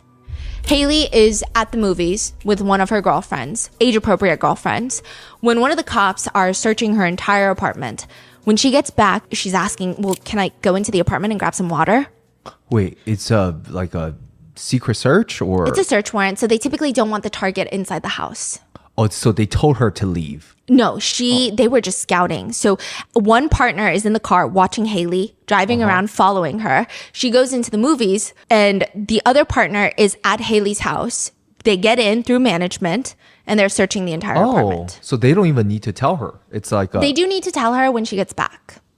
But they can search first and then tell her? Mm-hmm. I didn't know that. Yeah, so they get back. And Haley is grabbing water. You know, they're trying to watch her so that she's not touching anything. She's just at the kitchen sink. And that's when not Haley, but her friend that she went to the movies with, turns to one of the cops and says, "Hey, you were sitting behind us at the movies." And that's how you execute a search warrant. Did she get caught by shock, or is this already in the midst of this investigation she's aware of? She's aware of Angela Berlocca being investigated, but I don't think that she knew that she was being investigated. So this is a total surprise. Yeah. To her, because Yeah. I think that she is... She thought everything was good. She wanted to maintain this relationship, or whatever. I think it's a shock to her because she has nothing in that mind of hers other than predatory intentions. But with someone who might have had a few more neurons, they would not be surprised. Right. So she came home. She's like, "Whoa, police just went." Exactly. Okay. And she's like, "Okay, well, let me talk to the officers." And she says, "No, my relationship with the student Alex has been strictly professional." She did connect with him over Instagram over the summer because she just felt like he was in a weird place. Some context to note, Alex is going to be transferring from Centennial High School in Arizona to a separate high school in San Diego, California. And this was already planned before the investigation, but it does get ramped up because of the investigation. And I believe from the police report and all of the other little nuggets of information that we're getting from other parents, it seems like he was doing the transfer because it would increase his chances of getting scouted for, I don't know, college football or something of that sort. So she connected with him over Instagram over the summer, and she just thought that he was in a weird place about transferring to a new school in California. So she wanted to be there for him. And according to the police report, quote, Haley said she felt like she and Alex had a good student-teacher relationship and he felt comfortable talking about issues with her. Haley said that she and Alex did not follow each other on Instagram, but that Alex was giving her a heads up about leaving. And quote, Haley told me her brother has a significant following on social media. It's just like so random. The officer writes, I had conducted research prior to speaking with Haley and learned Haley's brother, Noah Beck, is a high-income social media personality. Noah Beck is reported to have 33.5 million followers on TikTok, 7.8 million followers on Instagram, and over 1.5 million subscribers on YouTube. Noah has a reported net worth to be anywhere between $3 to $6 million as of 2024. Noah was listed in Forbes 30 under 30 social media in 2023. The police report reads, next, I told Haley I had received information that there had been complaints about other staff and students about Haley's relationship with Alex. I provided examples of hearing about inappropriate messages and being seen together in public. I asked Haley if there was any truth to any of these accusations. Haley said that she would go to away football games with other staff members to support the team. She denied any times intentionally meeting up with Alex in public. She provided examples of randomly seeing Alex at local restaurants, but was never a planned meeting. Haley said Alex's residence is a few blocks from her parents' house. She described an incident where she was walking her dog while house sitting for her parents and happened to see Alex. Haley denied ever trying to seek Alex out or make any type of plan to meet up with him. Further, it reads, when asked why allegations of an inappropriate relationship between Haley and Alex would be made against her, she chuckled and said she had a few ideas. Haley said Alex is a very sociable person and popular at school. He is, quote, good with his words, and she has seen it in action when Alex talks to girls in class. Haley continued and said the previous semester, Alex's attendance was poor. She had voiced to Alex, and he said that going to college was important to him. So Haley helped Alex with his attendance by opening up her classroom to him after school to make up for his attendance. She felt because of this, the rumors started about Alex and Haley. She said that she is equally close to her soccer students, but because they're girls, that's not talked about. She has confided in other teachers and was told, yeah, younger teachers go through this. She also just casually brings up a lot of students go to the pool at her apartment complex. So they would know where she lives, which sounds very convenient. I told Haley that it had been brought up during the investigation. There was a video of Haley performing oral sex on Alex, and I asked if that were true. Haley adamantly denies and said absolutely not. That is one thing I would say 100% deny. She said it was insane that this would even be alleged. I then asked Haley if there was ever a sexual relationship with Alex before or after he turned 18, and she said no. Haley was adamant Alex has never come to her apartment and she has never had a relationship outside of a student-teacher relationship. I'm still unsure exactly how many times someone has to be bonked on the head to get to the point where they truly believe that they can delete shit off their devices, but I think the number is low considering how many people are under this impression that out of sight, out of mind. Okay, surely if it doesn't show up on my end of the screen, police can't find it. In the span of 1.5 months, there are 4,000 messages between Haley, Beck, and Alex. Haley Beck is a teacher. Alex is still a student. Yes, he's 18 years old, but honestly, in my book, that means nothing. He's still her student. She's in the position of power. It doesn't matter that he's 18. It's stated in the police report that these messages started when he was 16 years old. Although most of the messages included in the police report are when he's 18, but they started when he was 16. Here is pretty much every single message detailed in the 200-page police report. And though Haley Beck has not been arrested nor charged with anything as of right now, I feel, based off the messages, that crimes have been committed. We will just have to see if charges are pressed, but here are text messages with strong evidentiary value. I will note that some messages are missing context. I'm excluding the parts that seem irrelevant and then filling in some contextual gaps as we go. But one message thread reads, and this is Haley trying to find a way to meet up with Alex, which seems to be something that she consistently does. She is always the one trying to see him, meet up with him, initiating plans to see him. She texts, well, are we like picking up drive-thru? Like, what's the vibe? I don't got all day. I gotta get ready to leave at 7 a.m. tomorrow, but probably like a car mukbang. And then the police report is like detailing what a mukbang is. And then he just requests money, which she sends the requested amount, which it's unclear how much this time, but it's always like $20 or $30 each time. But it adds up very quickly, like I said. Haley sends him the money and then she texts, you know, you could always just get your nut off with me. Like doing it? Yeah. And when he tells her that she's sick because she's sick in the head, she says, God forbid a girl offer her services. You're not a girl, you're a 27-year-old woman and a teacher who would probably be better off behind bars. But he responds, you're funny. But I'm also serious. Just call me if you're feeling crazy. He laughs at her message, maybe tonight. Or we could keep it PG and get froyo, but like, you know, all it takes is me just driving to you, so. Yep, I'll see.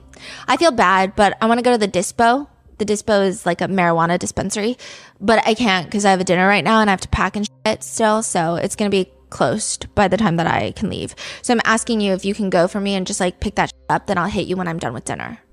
Yeah, I can do that. What? Do you want me to like grab something from Dispo and then come to you? I'm still here at Sushi downtown, so that buys you some time.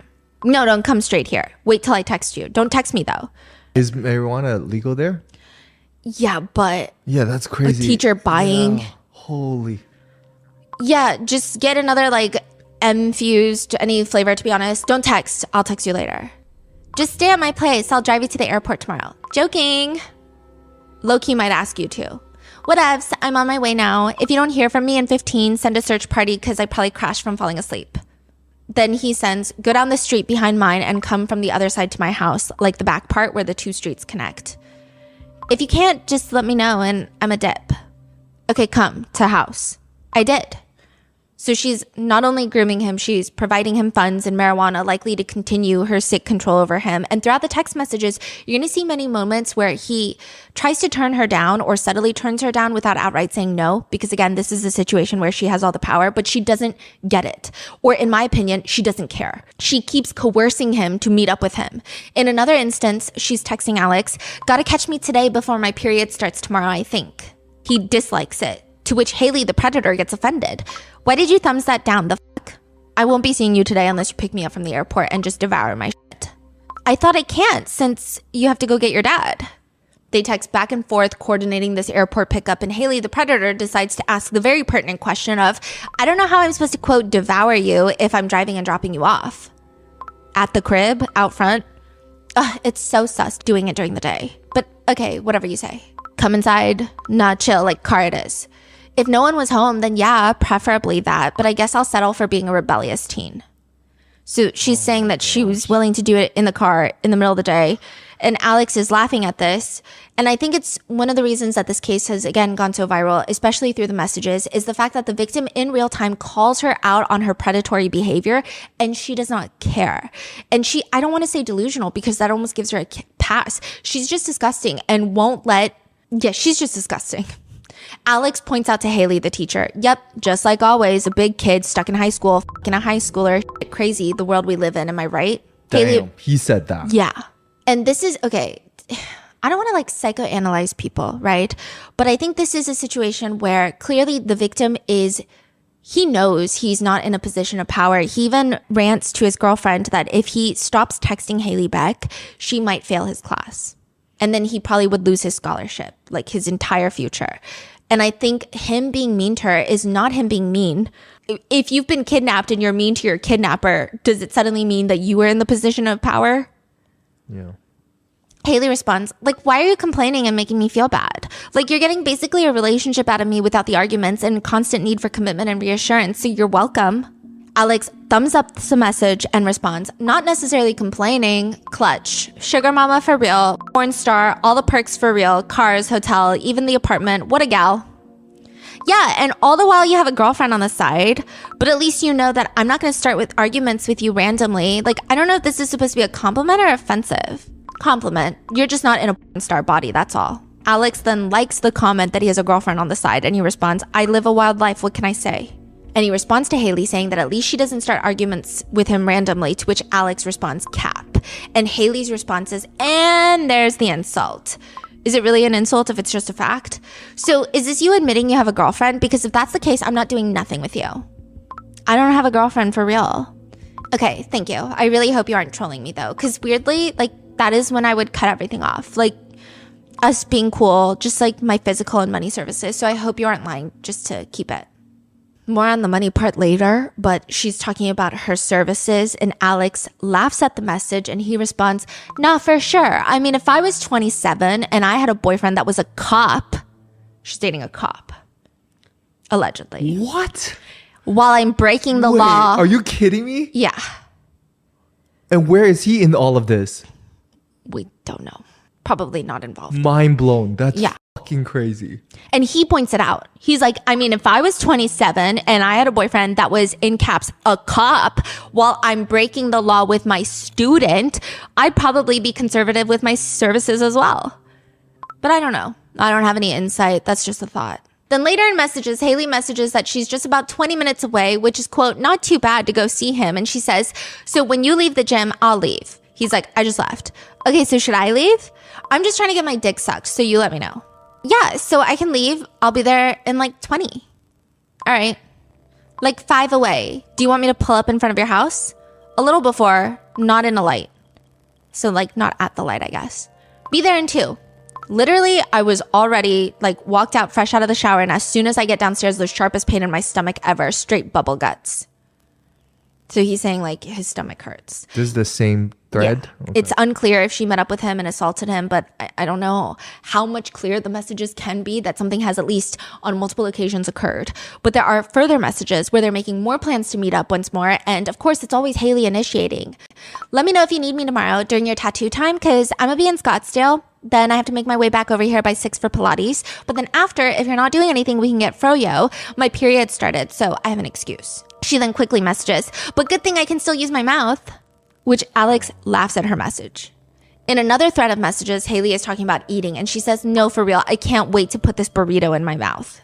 Alex responds, wow, want to put something else in your mouth? I mean, yeah, dumb question. All right, for sure. Let me know when you're outside. Nah, I wish, but I'm staying at my friend's tonight. That's why I'm saying tomorrow. Lame. I know, bummer. What are you doing tomorrow?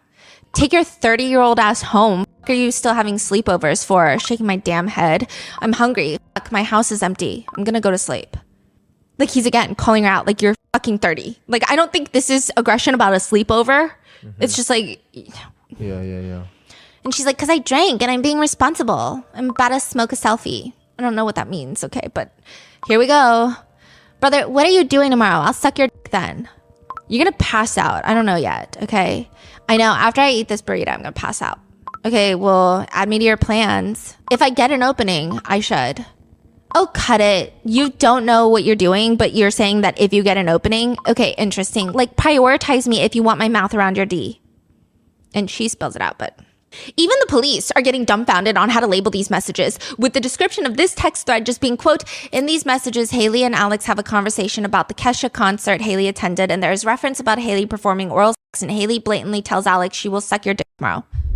In another set of messages, Haley offers to come see Alex and help him turn his brain off, to which he responds quite vulgarly, and just get my balls licked.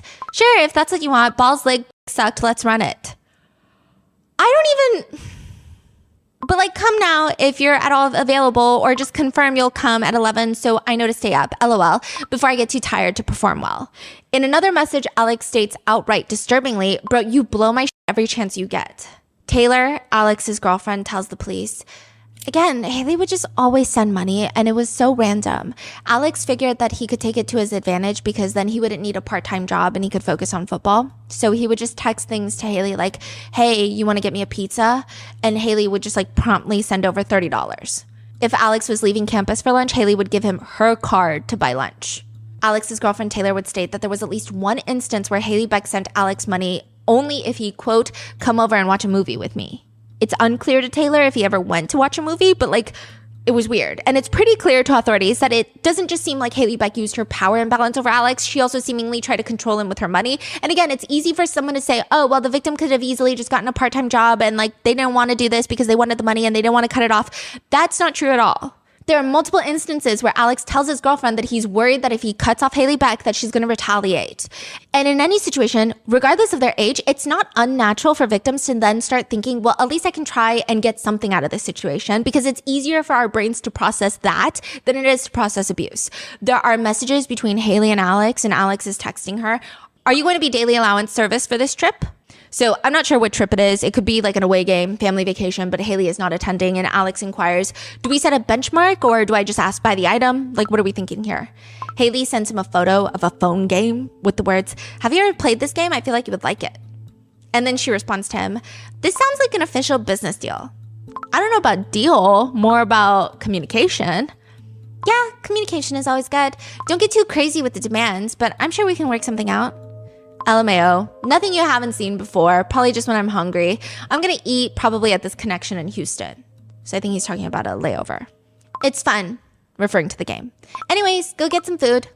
He requests money, Haley sends the money, and she also sends a picture of her neck. She appears to be outside tanning and her neck is exposed and her head is tilted to one side and there's like a red mark on her neck.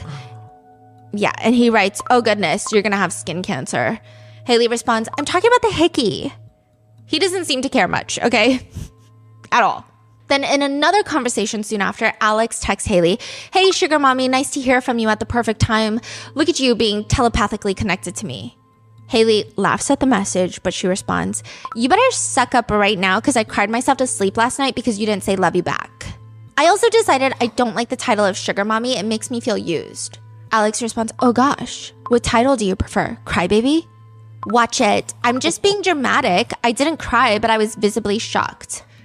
I prefer like darling or doll, always suffices. I fell asleep, big whoop. And then he requests money. And he writes, sugar baby requesting money from doll face sugar mama. Later, Haley Beck texts, if I cut you off from the money benefit from all of this, I really fear you would never speak to me. I don't know if we should try to find out. Is that a threat? I think you would miss me for just like a little bit. But enjoy your expensive Fort Lauderdale pregnant lady beach tacos. I don't know what that, like, I guess he bought tacos from Fort Lauderdale. He responds that he probably would miss her. And then she responds, nah, I was just thinking of like how we started off. Literally nothing to do with money. How did we get to this point? Man. Back then, like, you liked me for me and not my bank. You also sometimes like me for something that doesn't even require money, but obviously no can do right now. He responds, no, whatever you was doing the other night with your tongue, don't let that get out of your inventory for real. Keep that in your back pocket ready to go. The text messages between Haley and Alex have obviously gone viral, with netizens wanting Haley Beck to get a freaking grip because of how humiliating the interactions are. Generally, the messages could be classified as pathetic if they were not so predatory. Like, there's this one part where Haley threatens to cut off the abuse. She's like, oh, well, you're never going to see me again. And he responds, when I visit home, I'm coming to beat them cheeks up. And she says, I smiled, but then I said, ew. And he calls her a freak. He's like, freak. And she's responding, if my was weak, then what's the point even? Cry me a river. When are you going to visit home? Like, no need for me to cry. I'll just S your D and then you can shut the f up about it. One netizen comments, the way she keeps trying to convince herself he's into her and he just makes it abundantly clear that he isn't. In another text message thread, Haley vents, I'm glad you still refer to me as your sugar mama. I thought my services were being retired. Yup, you're my lifelong side piece. I'm gonna get sick of side piece eventually. I'll need an upgraded title. 8 hours of meetings today, I'm gonna kill myself. Well, that's not my decision. What do you mean? You're the old lady here. If you seek a relationship your age, I can't be anything than your side piece. You're playing with fire, not me. You think I'll still fuck with you even when I'm in a relationship? 100% dick to fire. I was gonna ask if you'd still f with me if you were in one, but you literally did. Yeah, I mean, I haven't been locked in a relationship, but technically I am. So I guess you could say that. I don't really care, to be honest. I cheat. You are? Like again? She's like so concerned he's in a relationship. When I come home, I'm gonna see her for sure. She's like a sloth on a tree. She's not letting go.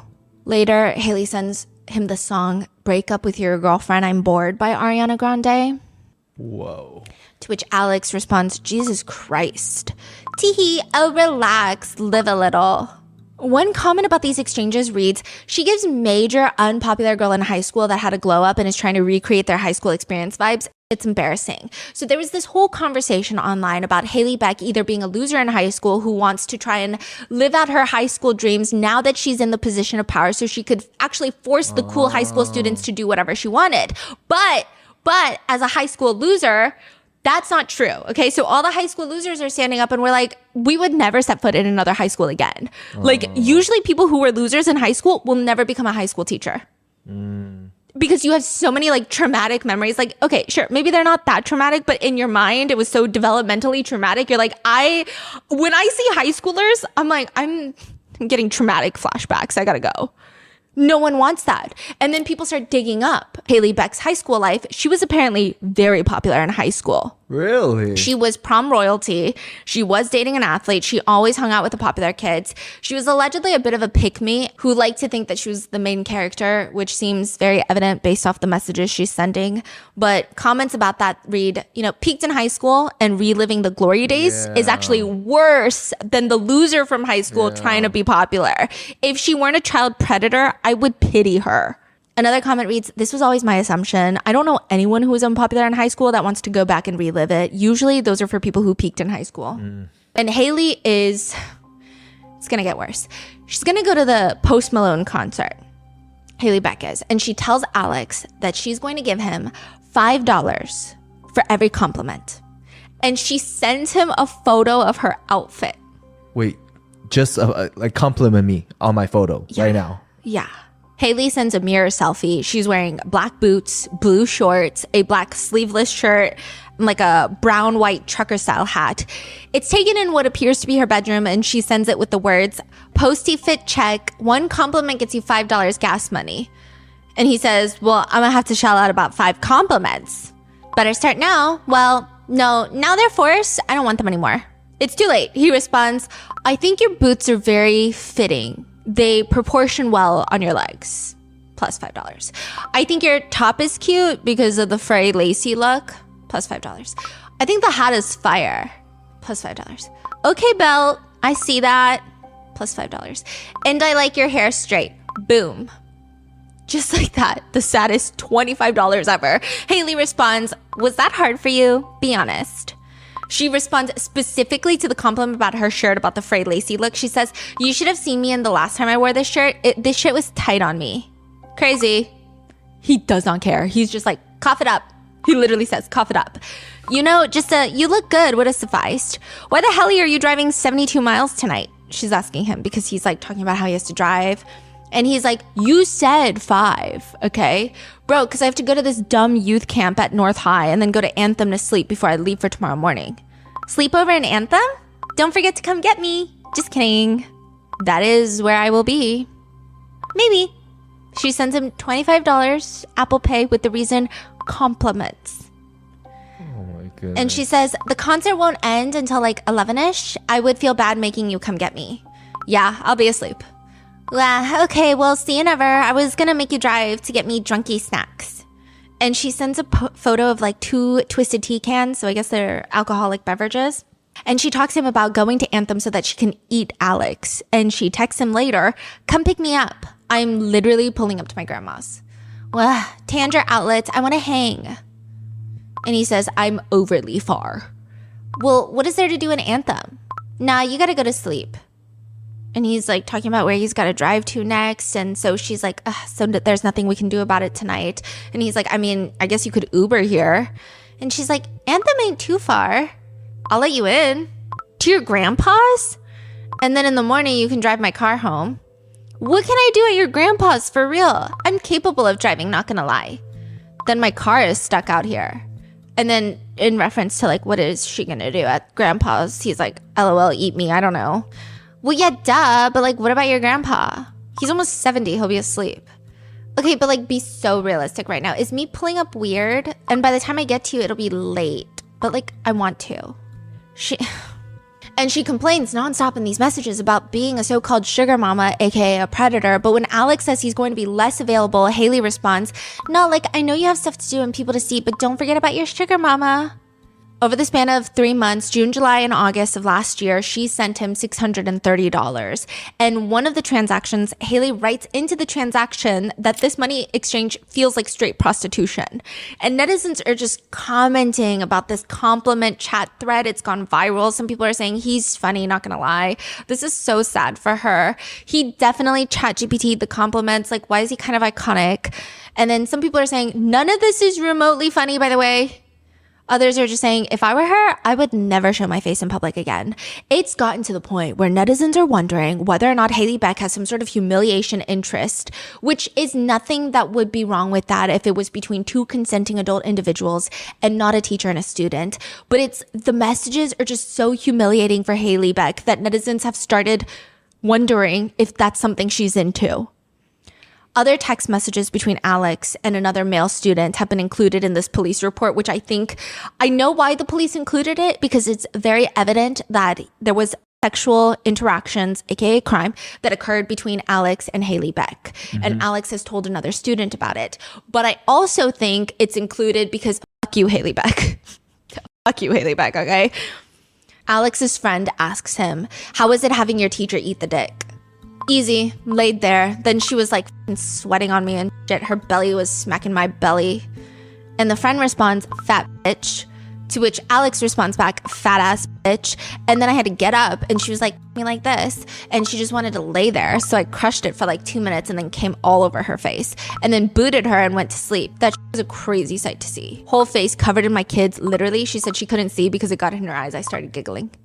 I will say these are not appropriate ways to talk about any sort of interactions, but that's not really the crime here. One student told officers that she once heard Alex straight up call Haley Beck fat, and she could just tell Haley Beck liked it based on her reaction. What? Yeah. There was like a small snippet in the police report, and it just seems like she's just weird. What? She also has a really, really, really alarming obsession with Alex's age-appropriate girlfriend. She texts him that she was going to ask Alex to come over to her place again sometime, but quote, unless you found others to do that stuff for you now, apparently. I knew it was going to happen, to be honest. Like, you chose to be the nice guy. There's no compromise in breakups, but somehow she's still going to do the same shit. Like, do it now when you have the opportunity to be the one that didn't do anything wrong, or else the cycle will just keep going. But your life, do you. I just feel like you were so ready to be done. She's just encouraging him to break up with his age-appropriate girlfriend over and over again. And then she messages things like, hopefully you still enjoy me sucking your dick, so let me know when you want that. To which he laughs at the message and responds, got it. I feel like the things are going to change between us when the school year starts again. In another text thread, Haley texts, I need approximately a 1-day break from S-ing your D. My throat is not well. He says, you can have until Monday. Now, I can go as early as Saturday. I'm a champ. Gotta get it out of my system before you leave for Cali. In another thread, she says, night, night. Hit me tomorrow for brekkie, lunch, dinner, movie, a suck, you name it. I'm a free bird tomorrow. And like, these messages are so bad. Some netizens are commenting that she was victimized by the victim, which I don't think is true. I hope that that's a very dark joke based off the text messages. Others are saying he tried so hard not to be a victim, but he still was a victim because of the power imbalance. But at least he wasn't a pushover. Others are commenting, why is she so down bad for a child? A more thorough netizen comments, there is something deeply, deeply wrong with every text exchange. I mean, it's baffling, so disturbing. It's just another added layer of creepiness that she was subjecting a teenager to her humiliation kink. The kid wanted nothing to do with her, but she was grooming him and sending him money to try and keep preying on him. It's detestable. Another writes, wait, this is so disturbing. And why did she risk her entire career and reputation for a child who was telling her that she's busted and chopped? Like, hello? This is so fucking weird. Now that we've gone through all the text messages, and they're really bad, however, there are other things uncovered in the investigation that are equally disturbing in my humble opinion. And I I think the crazy thing is she's a predator, she's a groomer, but she also has the capacity to be so fucking dumb on top of all of that. She's just so dumb. She's doing AI conversations. She's using AI for this shit. If someone turned 18 on insert Alex's birthday, what year were they born in? Someone comments, okay, can we talk about the fact that how she didn't know how to subtract 18 from the current year? It's so dumb. Wait, what is this? Like her Chat GPT search record? That is only relevant to the crimes, obviously. But it was Alex's birthday that she had put in. I mean, I think the annoying part about how dumb she is, I'm not saying this, oh, we need to feel bad for her because she's mentally stunted as a teenager. I don't think that matters at all. It should only make people more upset that the school didn't catch on earlier to what was going on because she's not very bright to cover it up in this very meticulous, expertly crafted manner. She's just dumb. She's bozo. Remember the alleged circulating oral sex video that Haley insists to the police officers is not real, does not exist? God, no. 100% no. Haley texts Alex about this video that definitely doesn't exist at all. And she says, hi, sorry, I have a serious question / problem. What's up? Why did Redacted just randomly text me saying she heard some crazy stuff about me? And so I said, what? And she said, Redacted apparently said you were going through your phone pics and showed a video of me sucking your dick. I don't know when or to who, but like, why is that a thing? Who is Redacted? Redacted's girlfriend. I don't know. That's a pretty crazy, wild rumor. I mean, scary thing is, it's not a rumor. Says who? Sounds like a rumor to me. Well, it's not a rumor that you have a video of me, if not multiple, but like, I'd hope you weren't dumb enough to show your guy friends or like even tell them. No. Like, I'm not gonna be mad, but clearly he knows about all this shit we do, and that is more than I wanted him to know in the first place. But as long as no one else knows, like, all I've ever cared is if you're honest about that part. So this video definitely exists somewhere. Okay, so at that point, she's aware that he has this video.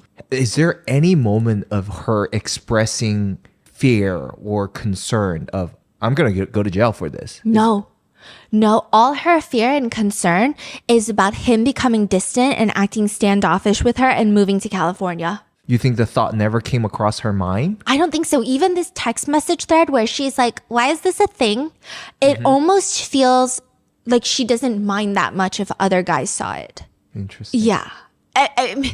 And again, just some people, based off of the very limited text messages that we have in this police file and the interactions between Alex and Haley, they feel like Haley is just obsessed with this one child. Maybe it's a one-child grooming incident.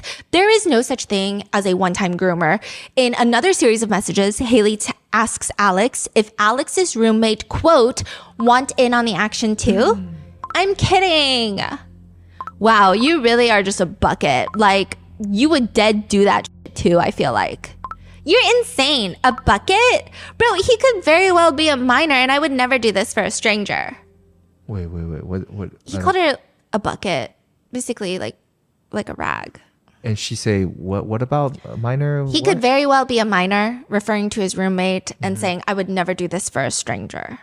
But I just, for some reason, I don't feel like she was kidding when she said that. Yeah. During the execution of the search warrant in Haley Beck's apartment, police come across a few things first. The police report reads, in the laundry area inside a blue folder on the shelf, I found a handwritten note listing Haley's usernames and passwords for several accounts, including her social media profiles. This note was photographed and not collected. They move into the bedroom where they find a green notebook on her bedroom floor and what appears to be a page ripped out of it. And that page is now sitting in the kitchen trash can. This page is a handwritten letter written by none other than Haley Beck herself for her student, Alex. The letter reads, and this is slightly condensed, but not really much at all. It's a very long letter, so I apologize in advance for how uncomfortable it's going to make you. But this is the letter that she wrote and was going to give to Alex before he goes to San Diego to transfer high schools. But why did she trash it? I don't know. Did she write it and then type it out? Did she like rewritten? This is a draft. Yeah, maybe it's a draft. She says, Alex, Your pob's gonna think this is cheesy as hell, but you know I'm a words girly. I know, you aren't dying. Plus, you're literally just a text away, but I had little notes from people when I was studying abroad, and I would just read them whenever I was feeling a little lonely. Obviously, with you being away from your closest people, you may feel that way at some point, so read this if you do. I'm really proud of you for choosing yourself in this situation, even though I know it was tough. It's kind of crazy to look back, plus realize in my 2 years of knowing you, our relationship has changed so much. I'm really glad I had the opportunity to teach your sophomore year, because without that, we would have never really been chill with each other. I know there's some random times and days where you decide to hate me, but that's okay because I know at the end of the day, we're solid most of the time. I genuinely feel like you're a brother. Weird. Maybe like a cousin or like a stepbro. Plus, I truly never thought I would be in this situation with you, but I'm glad to have you as someone who I will think will be in my life for a while. Even if we don't talk all the time or even at all when you're in college, I feel like our little bond will always be there. So just hit me when you want to go get wasted at a bar together and I'll send you my wedding invite one day. I know you're nostalgic AF, so I hope you look back at our time as a good one. And no, this isn't like me saying goodbye, but I know things will be different. But don't forget our first pickleball hangout, plus how you wouldn't get out of my car for like 3 hours, or our Sonic run after your state game, or all the random times you quote fell asleep on my couch just waiting for me to invite you into my room, LOL. Ooh, or our go-kart experience plus our word games at Shake Shack. You know, for, quote, this relationship being extremely wrong, I feel like we have really made the most out of it. I'm glad I got to come to your tattoo appointments, even if you just wanted me to bring you food. All of our car hangouts were fun too for eating, plus other stuff, LOL. Or our night adventure in Cali. Like, there is truly no other student, I know, so wrong, that I'd want to do this all with. Don't let this all get to your head though. But I'm glad you're in my life. I mean, we've been to my parents' house, in their closet, ... Insane. I feel like you've just opened up about a lot of things. I won't lie. I would always look forward to when you would come over. Not even to do anything, but just to like hang. I feel like I got good at being by myself, but even with you, it was just still easy. Whether it was to talk, watch movies, make pizza, or do other stuff, I'm glad we have those memories. And lastly, it kind of hit me that it'll be weird not seeing you during Storm the Halls, which is like a football thing. Plus, even weirder not seeing you on the field. I'm sure you knew this, but you're the reason I went to all the games I could. Before I knew you, I'd go to like a few games this season, but last season I wanted to go to as many as I could. Plus, I'm glad I did because those were the last ones that I'd be at for you. I'm not going to be the same, but I'm happy knowing you're happy where you're at, and I'm proud of you to all that you've done and all you'll continue to do, and this is just the beginning. Even though you will go to your grave saying we aren't peers, I'm glad to have you as a friend. Like, bro, you're the first person that got me to smoke weed. You're always going to have that title, so we're locked for real. And maybe one day we'll be able to go to the aquarium. I'm here whenever, even though you never say it back. I love you, and I wish you all the best. Always love, HB. It is indeed a horrible day to be able to read. One netizen comments, good God, the level of desperation is making my skin crawl. This kid didn't even want anything to do with her.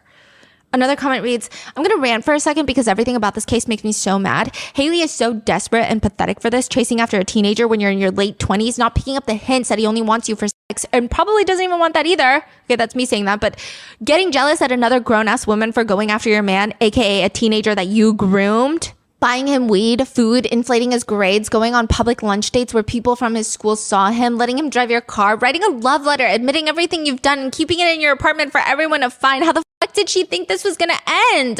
Others point out the fact that, quote, she's casually texting him about his other abuser and showing signs of jealousy. Like, that's disgusting. Aside from the text messages and this letter, authorities have found other things in Haley's phone. In her notes app, she had dedicated pages. Like, you know when you're fighting with someone, like your partner, or you're arguing with your sister, and you're like, I gotta craft out the best message first before she sees my ... right? So you like do it in your notes app. She's doing that. And she's clearly very hung up on her victim having a girlfriend that's age appropriate because she's writing in her notes, like, why are you calling her an ex? For research purposes? Why are you mad at her for cheating, but you can cheat? Then another one. Like, that's why I'm confused why you even keep her around when you get everything you need from me. Then another long one reads, okay, I don't care if you get annoyed at this being long because whenever I bring this up in person or on the phone, you hang up on me and walk away. She states that the least Alex can do for her is learn how to communicate. And she says, I've only texted these last couple of days because I feel like you're weird towards me and I've wanted to figure out why and fix it. If you want this to be the last time I waste words on you, but I feel like you can at least try to understand how I feel. She starts listing out all the things that she's done for him, like literal crimes. And then she writes, not only do I buy you stuff, I personally deliver it to your house. I've bought you stuff to your tattoo appointments, driven you to haircuts, DoorDash food to my classroom for you, bought you hotels, let you drive my car multiple times, done hours of your homework, even started doing stuff for your friend. Literally whenever you need, I'm there. I've never acted put out by any of that, but I have wondered if that's the only reason you keep me around. I like to think it's not, because you will randomly say things to make me feel like you actually enjoy hanging out with me. I figured you get literally all the perks of a relationship without being pressured to even be in one, obviously. Like, she genuinely thinks that she's getting the short end of this crime.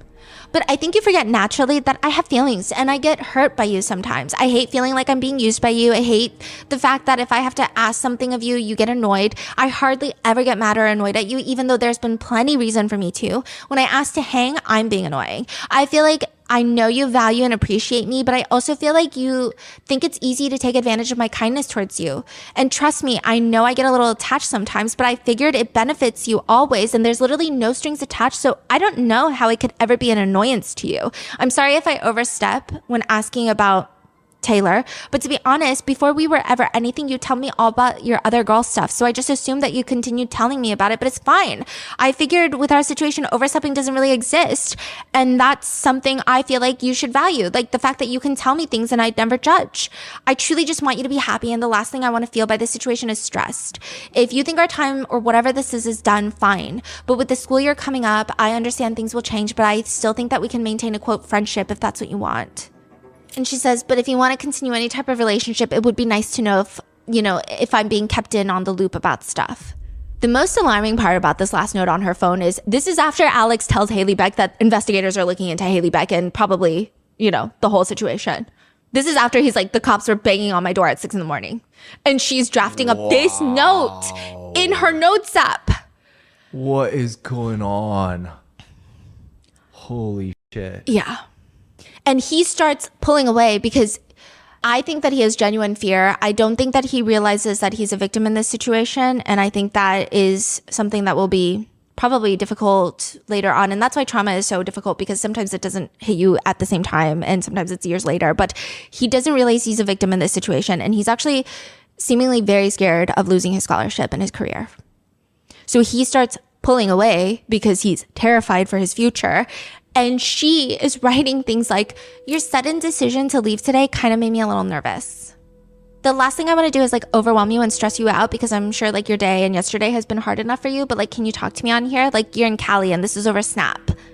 I'm not dumb to the situation right now, but I feel like my mind has been stressing just because you're not really talking to me about this stuff. Talk to me when you can. I know you're busy, but just fill me in to ease my mind, please. So you're saying Haley Beck is still at home right now? Yeah. Huh. And he texts her, he Snapchats her after, you're being an idiot. There isn't an investigation going on in front of your face. To which she goes on a whole Snapchat spiral stating that she believes the investigation is just into Angela Berlacca and not herself. And she's like, bro, for videos of Angela Berlacca, because other kids told, you're on your way to Cali and this is over Snap, tell me if it's about something else, please. Wait, what? She's like, no, it's just about Angela Berlacca because the other kids told about the videos and you're already on your way to California. You're already gone. You're not my student anymore. And this is over Snapchat. It's not text message. And then she's like, tell me if it's something else, please. AKA, if you're pulling away because of something else. Whoa. And then she's like, what's the name of your school? What's the name of the new school? Oh, he didn't even tell her that. No. What? Oh my God, he's trying to run away. Yeah. And she just keeps going. She's sending portions of other things in the notes and the police are investigating. She doesn't even care. She goes on to Snapchat another 17-year-old boy at the school. Haley tries to become some sort of D-grade undercover agent and she sends him audio messages that we have text versions of, okay? And she's sending, I want to know how they found out about it. First of all, that amount of filler words in a teacher is insane, okay? But that's for another day. I don't know. I actually have no clue. I was just as confused, to be honest. Did someone turn it in? Obviously, maybe a parent. But Alex's parents surely didn't Like, that's not something they would do or care about, honestly. Is she publicly talking about her crime? Like asking how was... No, she's asking about Angela Berlocca. Oh, okay. Because that's what started the investigation. I see. So she's like, I don't think Alex's parents would have turned Angela Berlocca in. I know. Definitely not. I don't know, because Miss Berlocca has a husband. Haley says that it's very odd that Alex abruptly left for California. So he was already going to go to San Diego, but his whole family all but like fled the state. It might be, I guess. That is weird, to be honest, not gonna lie. And then Haley starts second guessing, saying things like, he's just like the receiver of that. Like, I don't know. I think, yeah. Like, I feel like he's dipping away from that kind of like abruptly, kind of sus if he just received them. I don't know. Yeah, no, that's actually like smart, to be honest. No, I think you're actually onto something. No, he's definitely been like set on the California thing. But he's making it seem like he was gonna be home this weekend. Then everything happened and just like, okay, I'm out. The students mentioned that the cops are at Alex's house and Haley responds, did he talk to the cops? Like, what happened? What did he say? Spill. I have no clue. I just know the cops were at his, actually. He didn't tell me, but he told me the cops are at his house. That's weird. Like, I mean, maybe they try to get a hold of him and they're just like trying to get him for questioning if she's got an open investigation. Maybe they're just trying to like, I don't know. I don't know either, but like, I don't know. It's crazy as fuck.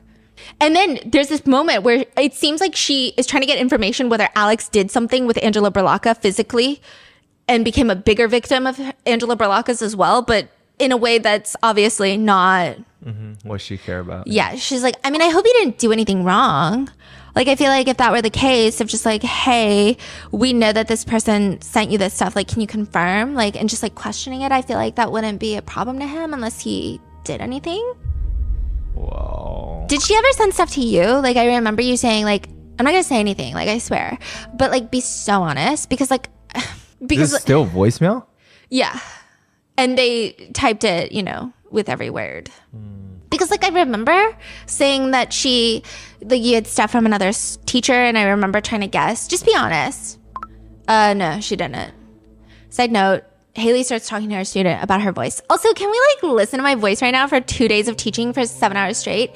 I think by the end of the semester, I'm going to lose my voice at least 3 times, especially soccer season. My throat hurts. My head hurts. Nobody cares. She also admits to this student that she knew that Alex received things from Angela Berlocca. And she states, okay, I'm not gonna lie, I knew the stuff that she sent to Alex. He told me this at the end of like last semester, and that he just like had the videos or whatever. Like, I never told a soul because like someone's a couple lives you're messing with. So I never said anything. But as far as I know from what he was saying, it was just him receiving them kind of thing and not doing anything about it. So I don't know why he's the main one. So she's again, why is he being the main one not investigated, but being brought in as a witness if there was no physical contact? To which the student just responds along the lines of, I don't know, that's a crazy bitch. Like, that is crazy. Okay, she's freaky, Miss Berlocca, a freak. She then tries to blame the situation on Alex's ex-girlfriend, Taylor, saying, I don't know if she's still like anti-Alex. I don't even know if they're still together. Who knows? But I don't know if she wanted to do something to get him in trouble. That's like something really evil though. So she's planting seeds that maybe Taylor reported this to get Alex in trouble. And he just responds, that was crazy evil. And Alex tried to break up with her. And she says, yeah, but they literally left. That's the last time I heard from Alex, was that they were on good terms because of the fact that she was at a party throwing low blows all night, just like a bitch basically. And she went off crying and he followed her. He's like, I'm not going to lie. I'm not going to end it like this just because I'm like leaving. Like, you're not going to see me. And she's like, oh my God, I'm so sorry about everything and falling back on everything. She needs a high school education. I don't know what she's talking about. And he responds, bro, that's a crazy, crazy bitch. She can switch up like this, bro. I also felt, I don't know, like it's handled through police and not even through school. So unless she went straight to the police, then Haley goes on to state that Berlocca is so weird, even though she's literally doing the same thing. She starts telling this 17-year-old student, again, I'm not saying this to like rationalize it at all, but like I'm in my 20s. Single with no kids. Again, that does not make it okay for me to be freaky if I was going to do that. Even just to you, keep this in mind. Just like, I don't know. That's why I'm so weird about it for so many different reasons, obviously. But yeah, that's why she's interesting. Saying Angela Berlocca is interesting for going after students, for being a predator because she's married and has children and is 47. There's no difference.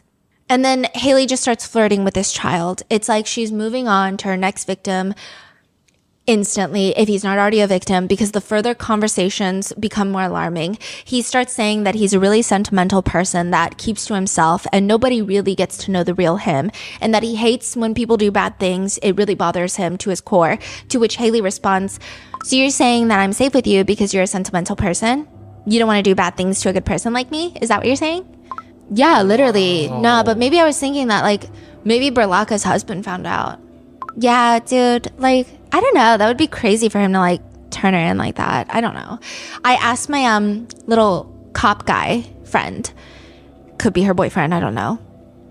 And he hasn't responded yet because he's sleeping, so I'll see what he says. Then there are parts that indicate that Haley might have already victimized him as well, and she messages him, why do you care about the other girls in the class when you have me in there? Duh. Oh yeah, forgot. My fault, sorry. LOL, I'm kidding, kind of. No, like, you won't even, like, care about the other girls in there because I'm so chill. Yeah, like, just won't be able to take my eyes off of you. It's gonna be so hard. I'm just gonna be so focused in that class. Right? Like, right? I'm glad you can prepare yourself. Yeah, hopefully you can stay focused, but don't get distracted either, you know. Just make sure you want to talk to me the entire class, not actually do work, but hoping to keep your good student standards in my class. Or also, like, you can't get, like, jealous when I show other people attention because that's, like, my job. Wow. This is all after the investigation started. Yeah. And he says, it's going to be so hard for me to do that. I just can't see you talk to another guy like, oh my God. No, I've actually heard that from somebody before. Actually, a couple of people, like, I'm being dead serious. When I was talking to other guys, students in particular, they got a little jealous apparently. When's this going to hit her? Like, is she ever going to be like, oh shit? I don't know. I genuinely don't know.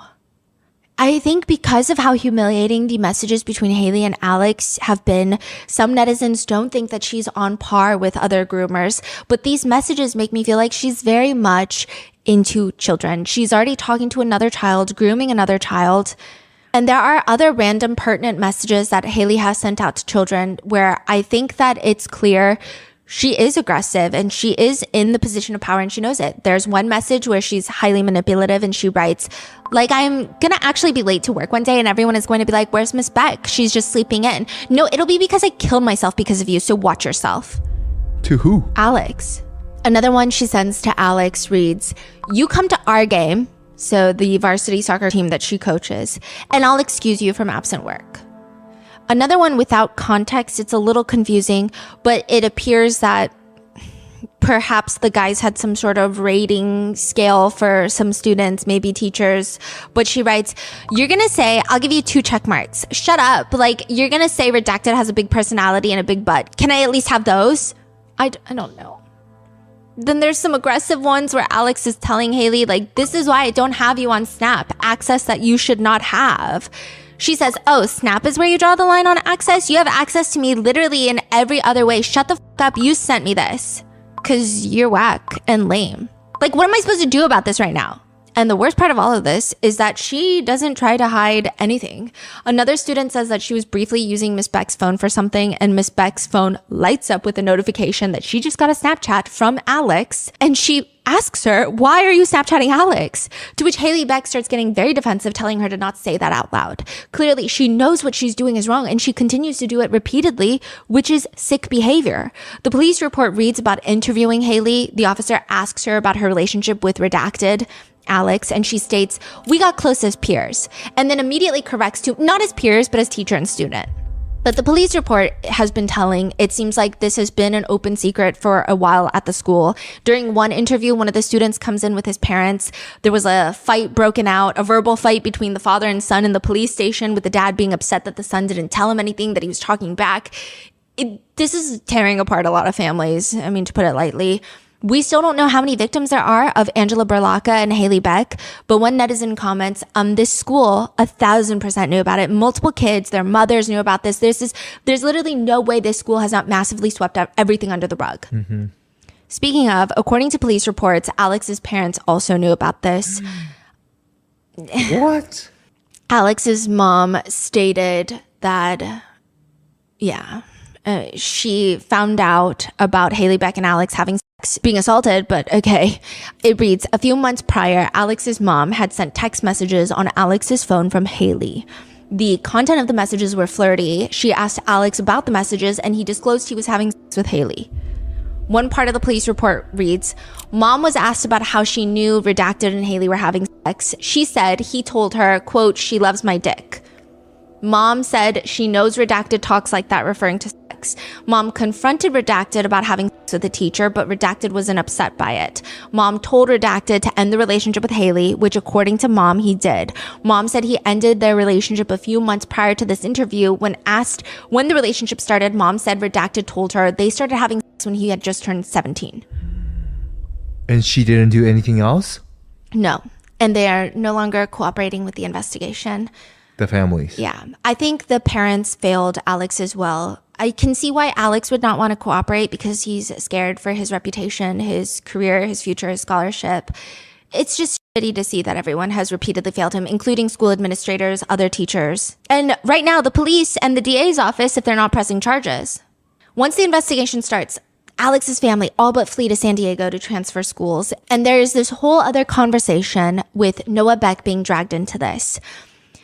People have stated that the police report mentions that Noah Beck offered victims' families hush money. I do want to clarify, there is a segment in the police report, but this is all hearsay. So it reads that the football coach stated to officers that he had a conversation with a parent, and a comment was made about Haley Beck's brother and some sort of hush money. He did not give specific details regarding the allegations. Nobody followed up with the dad to make sure the hush money allegation is true, that it was offered, like nothing. We don't know if Noah Beck had any sort of involvement. It could have been Haley Beck's parents who received money from Noah Beck and was using it. Like, there could be so many ways that Noah Beck is involved or completely is unrelated, not involved at all whatsoever. There's no solid proof. There are a lot of people running online with this just because it is in a police document. They're like, oh, then it must be true. But there has been no confirmation. And Noah Beck hasn't said anything? No, which makes sense. I mean, I wouldn't expect him to say anything. Truly, if it weren't for this tiny little hearsay hush money thing, there's no involvement. He's not even living in the state. Some people think that TikTok meant that he knew about it. There's been so much going on with that too. So the TikTok where he's like, oh, suspect's best friends are her students. Suspect's best friends are her students. They're nice to me. Some people believe that that's him knowing about it. But I'm not sure, because if he knew that she was committing crimes, I don't know if he would put it out there so blatantly on the internet, because that is his sister after all. Mm-hmm. And evidently it will impact his reputation if something happens there. So I'm not sure if that's the case, or if he genuinely, it's a hee hee ha ha joke that everyone makes, but it's genuine and it turned out to be a thing. It could be that. Other people have been digging up other odd TikToks between Noah Beck and his mom. You know that trend that was going around a long time ago where it's the song something something I freaked it, and it's usually the guy and a girl's head will pop up and he'll push the girl's head down to make it seem like he did that with his mom, apparently. No.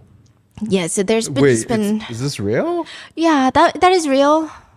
It's just odd. Nothing inherently sinister. Really just kind of gross. But I will say most people are understanding of the fact. One netizen writes, quote, Noah lives in a different state than her, so he may genuinely not have known before the student reported her. I don't like Noah, but I don't want to blame him for something his sister did unless there's more proof that he did something nefarious.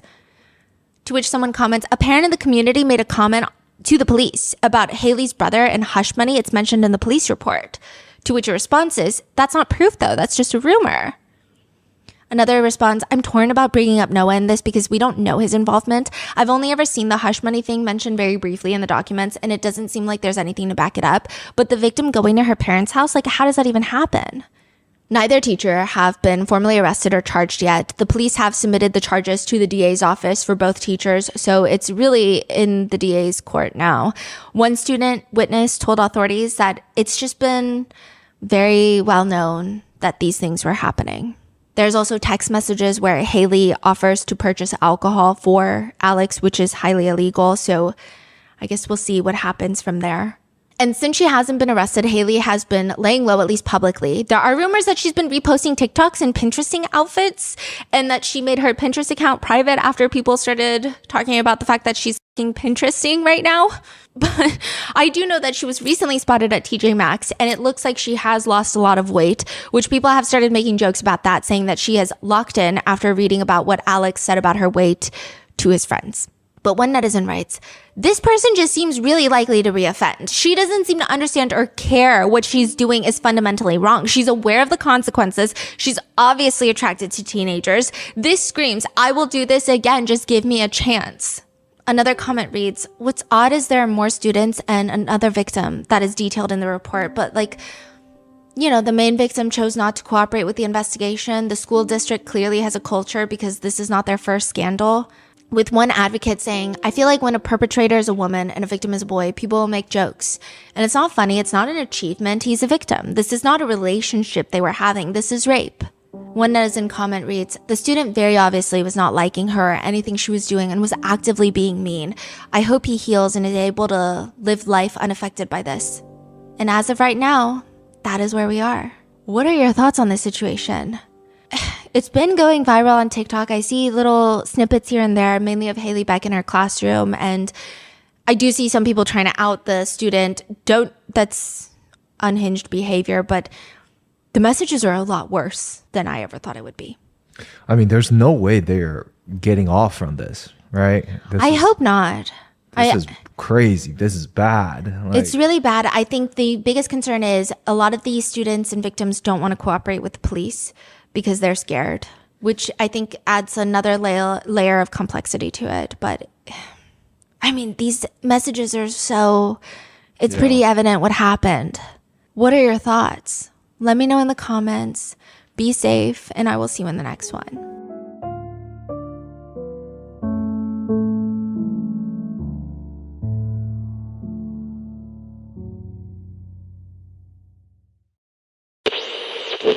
Bada bing, bada boom. There are so many things that you wouldn't even think have cameras, but they do. And they're potentially recording you. And it sounds nefarious. It's not all nefarious. It's just unexpected is all. Like ovens, a lot of smart ovens, they have cameras inside the oven to utilize AI to detect what type of food you're putting in there so that they can cook it to completion without you having to think. Which I guess inside the oven is much less invasive than, say, like a robot vacuum. Those things have cameras, and as they roam around cleaning your hardwood floors, the camera is scanning to make sure that there's no obstacles in the way, like you getting out of the shower butt naked. Even those little automatic pet feeders for your cats, they typically come with cameras. And I do think that that's a feature that a lot of people want. They want to see their cats eating. They want to make sure that their cats are getting fed if they're at work. Unless you're this guy who posts on Reddit.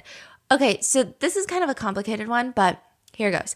My girlfriend got a new job. So she got one of those auto feeders for her cat because she's going to be away a lot more now. And it's like a doctor feeder. So it has a camera in it and it can connect to Wi-Fi. What's a doctor feeder, you say?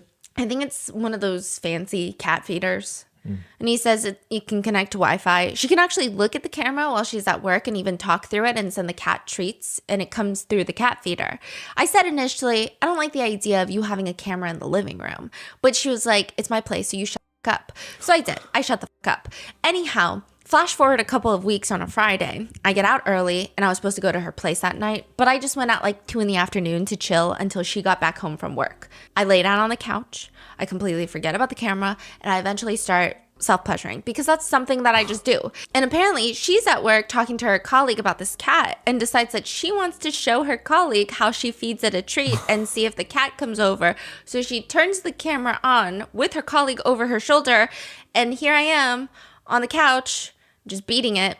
She's obviously very pissed off, like, how often do you do this? Which is not often. And she would say things like, you violated my space and all of this. And we've been fighting on and off for a few weeks now. And then to top it off, her colleague found my Instagram and has been liking some of my photos, like even ones that my girlfriend's not even in. And it's just kind of got me thinking, like, am I the asshole? I mean, that feels honestly more like a user problem than a cat feeder with a built-in camera problem. The cat feeders will just capture the cats sprinting to the feeder typically, and you'll hear the food come out, the kittens being startled by the new... There's a lot of viral cat feeder videos. The cat food will tumble out, and then the kittens will get so scared they jump like 3 feet in the air like a circus animal. It's usually just like more on the wholesome spectrum. People just love the cat videos, which is exactly why Tony and Ivy, this is a couple with 2 cats. They get a cat feeder. So Tony and Ivy and their 2 cats, and they get that cat feeder and they put it in their house. And on this particular day, this cat feeder is picking up something, just a lot of things, alarming things. But there's no built-in system to call the authorities because something is alarming, or even call the people who own the pet feeder. All this cat feeder does is just record. So this cat feeder records by itself? Yeah. Oh, like a security camera? Almost. They keep a data log. Huh. A little past midnight at 12:21, the wife, Ivy, she's in her 20s. She walks into the kitchen to close up shop for the night, if you will. I mean, she's cleaning up, she's turning off all the lights. And by 1:04 a.m., it just seems like the whole house is going to bed. The lights are off, there's not really action, the cat camera is not picking up anything, but it's just downstairs. It sees the living room, it sees the kitchen, but it's not seeing the entirety of the house. And then 4:43 a.m., this is really early in the morning, Tony, the husband, suddenly appears in the cat feeder camera, and his shirt looks like, almost like he's been painting. There's just deep red colors everywhere, some sort of pigment. He goes out of the frame, and when he comes back, he's holding one of those wood saws that you turn on and the blade just starts rotating to cut the wood, but it's not rotating, it's turned off right now. And he's looking at it, and he brings it up to his neck, and his finger is on the button to turn it on, and he's about to press down, and he's very tense. It's almost like he's just waiting for the courage to press it, and then he doesn't. And then he walks off. Then the next time he's caught on the pet feeder, his entire arm is swollen. There's like this thick red liquid on him, and it's very clear that it's blood. Like there's just blood everywhere. But Tony himself is not injured. Not even a little bit. Like that circular saw, he didn't do anything. There's no injuries on him. There's not even a cut or a bruise really, other than his swollen arm. So where's all this blood coming from? And what has he been doing all night? And why is it that we haven't seen Ivy since midnight? And what is he gonna do when he realizes that this cat feeder is recording his every move?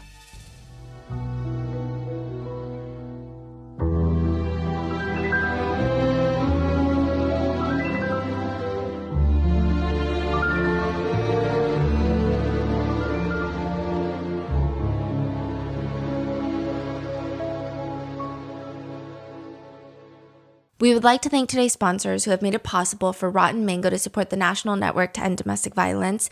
NNEDV is a nonprofit dedicated to ending workplace, relationship, and stalking violence. This episode's partnerships have also made it possible to support Rotten Mango's team of dedicated researchers. We'd also like to thank you guys for your continued support. As always, full show notes are available at rottenmangopodcast.com. Today's case involves topics like DV, so please watch with discretion. We also worked with our professional Chinese translators since the news it takes place in the US, but there was a lot more discussion in Chinese media about this case, but a lot of quotes, statements may be translated and shortened or condensed for brevity. So with that being said, let's get into it. Chinese is arguably one of the hardest languages to learn. And I'm not just saying that as somebody who has been trying to half-heartedly learn this language for the past 12 years of my life being with my Chinese husband. I just know how to say the very important stuff like yes, no, thank you, and that's way too expensive. But there are words in the Chinese language that mean one thing, but also sound like another thing, and there's a lot of these. So for example, cup sounds like tragedy. Yeah, can you say cup? Sure. I guess cups is like 悲剧. How do you say tragedy? Tragedy, 悲剧. So it sounds so much alike that there are now sayings in Chinese where they say life is like a cup. If it's washed, it breaks. Life is like a tragedy. If it's washed, it breaks. It's like a play on words. They say porridge sounds like. So on social media, a lot of younger people will say things like I porridge you instead of I like you. Can you say porridge? Oh, 我稀饭 like okay, 喜欢 and 喜欢. All right, okay. The fruit pear sounds a lot like pressure, they say. So people will say like you feel a mountain of pear. So the fruit, the pear. Pear. 压力山大. Okay. So instead of saying like I feel a mountain of pressure, they say I feel a mountain of pears. And one of the reasons that you can't even gift somebody a clock or a watch as a gift. So typically in Chinese culture, I think also in Korean culture, although I'm not sure if it stems from this reasoning, but if you give somebody a clock, the words give a clock also sound like attend a funeral. Yes, 送终. So when you give a clock, that's really bad. So a lot of the times, if you gift somebody a clock or a watch, they will give you $1 in return. So it seems more like a purchase, a trade, versus, giving somebody a clock. Because you're almost wishing them death. And to make it even trickier, there are even number sounds. So 520 sounds like I love you. People will text 520 instead of texting I love you, and everybody knows exactly what it means. There's the long one. What's the long one?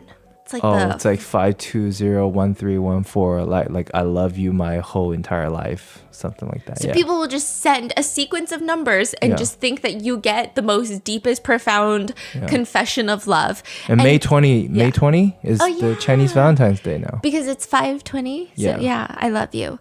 Because numbers just mean a lot of things. Like a lot of Chinese buyers will make sure the house number doesn't sound or mean anything else that sounds negative. Lots of people don't like the number 4 because it sounds like death. But when you're in the Bay Area in San Francisco and you're buying a house where all the tech people are buying a house, it's very difficult to be picky. There's not a lot of options. And the options that are there are already in the midst of bidding wars. You have to act fast. For a 4-bedroom, 2-bathroom house that's less than 2,000 square feet, by the way, about 1,800 square feet, which is, okay, that's not a bad size. It's just the fact that it's over $2 million for less than 2,000 square feet. $2 million, and it's a 20-minute drive from Google's campus in SF. It's going to get snatched up. So regardless if the house number is 714, because 714, it sounds in Chinese like wife will die. Regardless of that fact, you're going to want to get the house. January 15th, 2024, police are inside a house, 714, trying not to flinch at the metallic scent. The officers testified later that you walk into the house and it smells like blood. There's no other way to describe it. Everything smells like blood. You can't smell anything else because everybody's house has a very unique scent. Not that that is important to the officers, but it can tell them a lot. If you smell lots of feces and urine, you could probably come to the conclusion that there is someone that is not well kept here and maybe not even a mentally good state. If you smell other things like the scent of a dead body, people pick up on the smells. They can't even smell anything but that strong, eye-watering metallic scent. They're performing a wellness check when they find a suspect in a nearly catatonic state. That's the only way they can describe it. Just they're on their knees staring. The officers, they broke down the door and there's just a suspect on their knees staring at the wall. It doesn't matter that the officers are slamming down the doors to get in. They're just all screaming like, get your hands in the air. None of it matters. The suspect, it seems like they saw nothing, heard nothing, don't care about anything. They're just catatonic. They're just staring. And right next to them is a dead body. The police, they walk the suspect out with their hands firmly behind the back. They're walking past a little cabinet, and this cabinet has a bunch of trinkets on top. They're guiding the suspect out of the house like a dog. And the suspect leans down onto the cabinet. So he leans towards the cabinet and with their mouth bites the top of this picture frame and chucks it like a dog ripping apart a squeaky toy. Just chucks it onto the floor. The picture frame shatters everywhere. There's glass everywhere. And inside the picture frame is a photo of Ivy. The same Ivy that is now caked in blood, laying on the bedroom floor. Her face is completely unrecognizable, and she's dead. The photo, is it just Ivy in there? Just Ivy. The wife of the house is now dead. Tony and Ivy are a 27-year-old couple from China, and they put $500,000 down on this house. They mortgaged the rest, which is a pretty substantial down payment. They're able to afford it considering both of them are software engineers at Google. They buy the house 1 year into getting married. They get 2 cats. They even have a dedicated Instagram for their cats named Cooper and Kiwi. By all accounts, I would say that they seem like a very standard software engineer tech couple. They're obsessed with their cats. They commission artwork for their cats. They buy those cute little party hats for their cats during their birthdays. The cats lay on their laps as they're working from home. And when they're not taking pictures of their cats for their Instagram pages, they're going skiing, they're going snowboarding, they're going hiking with their other software engineer couples in the Bay Area. Tony's Instagram bio lists that he's into photography, volleyball, skiing, rock climbing, and a bunch of other sports. Ivy's adds yarn and gardening to hers, and they're both Chinese. So just to like paint a picture of both of them, Tony gives the very first impression you give of Tony is quiet academia focused nerd. There's really no other way to describe it. He's always wearing black framed rectangular glasses. His hair is very short and neat. It looks very efficient, like he doesn't want to spend too much time on his hair. He has a very slender build. He has a very unassuming face. The most noticeable thing about him is that he's 6 feet 2 inches tall. But other than that, he just kind of looks like a software engineer. He also has a very rigid look to his face. It's not necessarily cold, but he appears guarded. He doesn't seem like the type, and by all accounts, people say he is not the type to engage in small talk in the elevator. He's not gonna be smiling at you when you're a random coworker that gets into the Google elevator and he's in there. He's probably gonna give you like a curt nod, if anything. Whereas his wife, Ivy, she looks a lot softer. She's not super expressive, people say. She's also not very expressive with her face, but she looks a little bit more open. People say that she's the type that will smile at your jokes even though they're really not funny. But it's not like a over the top, like, oh my God, you're so funny. Like, where did you learn that joke? It's just like a very polite smile so that you don't feel awkward. She also has very bookish qualities to her. She feels very approachable and unapproachable all at once. The way everyone describes her is she's the one that will get you coffee one day in the office. And then she's going to remember your coffee order 3 years later. And you're not even her friend. You're just like the person that works in the room next to her. She feels very approachable in that sense because she's very kind and sweet, but also unapproachable because she will probably score in like the top 1% of an Ivy League school at all times and somehow be the smartest person in the room at the same time. And you feel like you can't talk to them because maybe you feel insecure that you're not that smart. But she doesn't make you feel that way. The two of them, they get married in 2022. In 2023, they buy this $2 million house in the Bay Area, and both of them are now working at Google as software engineers. But just because everything appears to be near perfect from the outside does not make it true. Do you know people who are obsessed with their first loves? It's like a thing, okay? They don't marry their first love in the way that, the way that they think about their first love, you would think that they're possessed to the point where they almost idolize their first love in a way that everybody around them is very confused. They talk about their first love as if this is a member of Blackpink, an idol that is untouchable, somebody that would never grace planet Earth ever again. And everyone around them is just thinking, they're great, but like, are we talking about the same person right now? Because this is so crazy. I don't know what you're saying. It's like this longing that they have this unreachable love. And you're like, no, and they're pretty reachable. Like, I saw him working at the vape shop down the street. Like, he hasn't gone anywhere. I don't know why we're trying to make him out to be this Prince Charming that ran away. He's down there selling vapes. You can go get him tomorrow if you want. Probably tonight. I don't think he has plans. By the way that they talk about their first love, you would think that they were the one that got away and became an Oscar-winning actor and actress that they'll never be able to connect to again. It's never that serious. But some people just idolize their first love. Chinese has a saying called, so guys will describe, sometimes not even like first love, but even like a girl that they like loved. The white flower? White, they call it like almost white moonlight.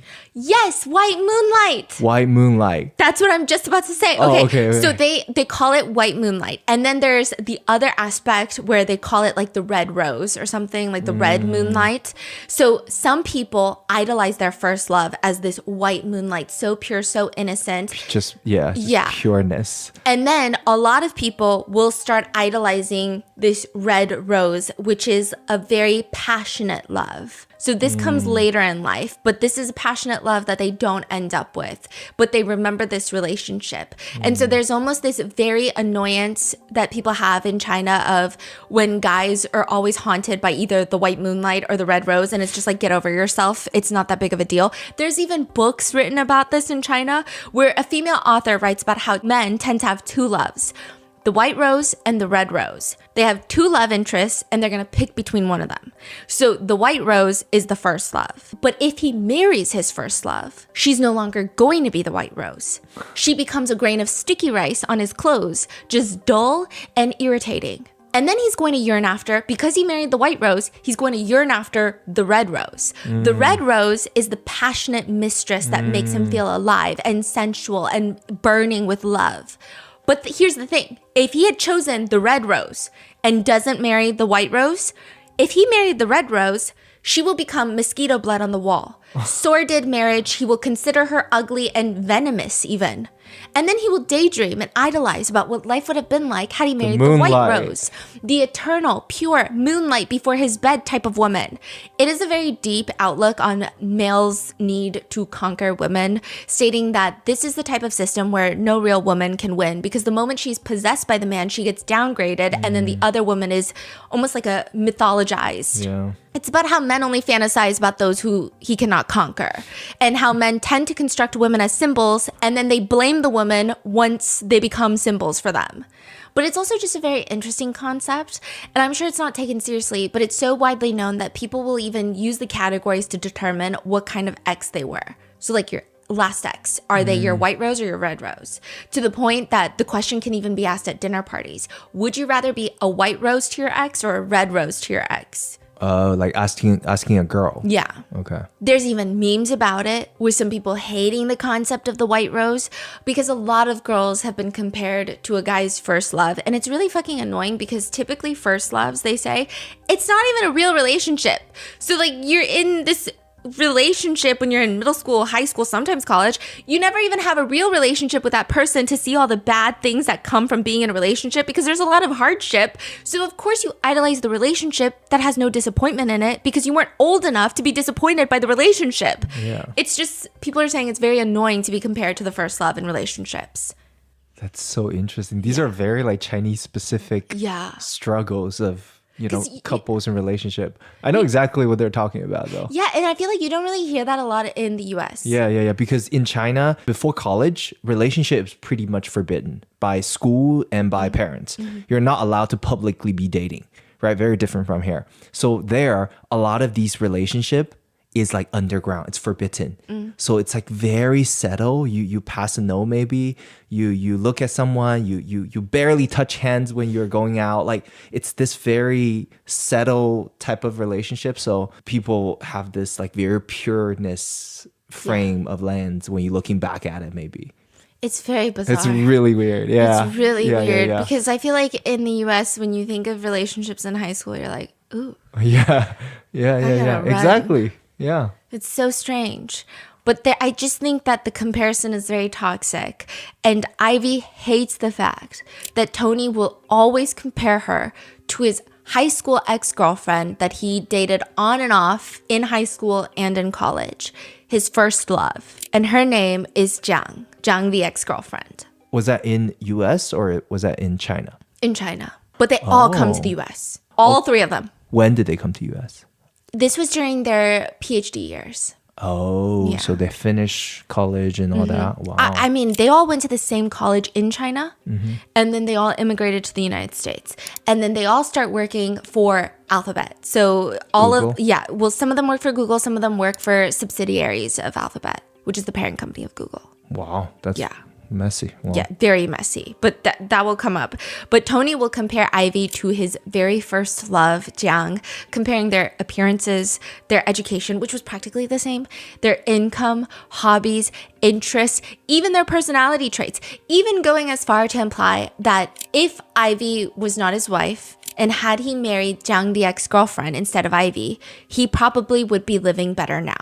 The fuck? I don't think it's very easy to cheat on your partner these days. I feel like everything has a digital footprint. Text messages, emails, Instagram DMs, Snapchat. Yeah, you can make the messages go away, but they can still see when you were last active. I think you can see like top friends or whatever that's changing. You can delete as much as you want, but there's going to be ways that you're going to get caught. Maybe they're not going to see the exact messages, but they're going to see something that's weird. Even things that you think don't have a paper trail, or you forget that they do, like Venmo. A few years ago, even Uber, you were not able to delete a ride from your ride history on Uber. You can do that now. I think they got a lot of complaints. I don't know why you would need to delete it. Like, who's deleting it? But now they've fixed it so that you can actually delete specific rides from your ride history. So when you go to your account and go to ride history, you can delete specific rides. But one of the more common ways as of recently is in the files. The what? People will cheat in the files. What file? Google Documents. It sounds so strange, but it's rather common these days. People will use a Google Doc, like a shared doc, to have conversations in real time. Oh my God. Because when you share a Google Doc, people can comment and it updates instantly. Yeah. So people they use that as a text message. Yes. And no one goes through their partner's Google Docs because you're like, what's in there? Nothing. Work stuff. I guess that's very on brand with their Google. job, right? Yeah.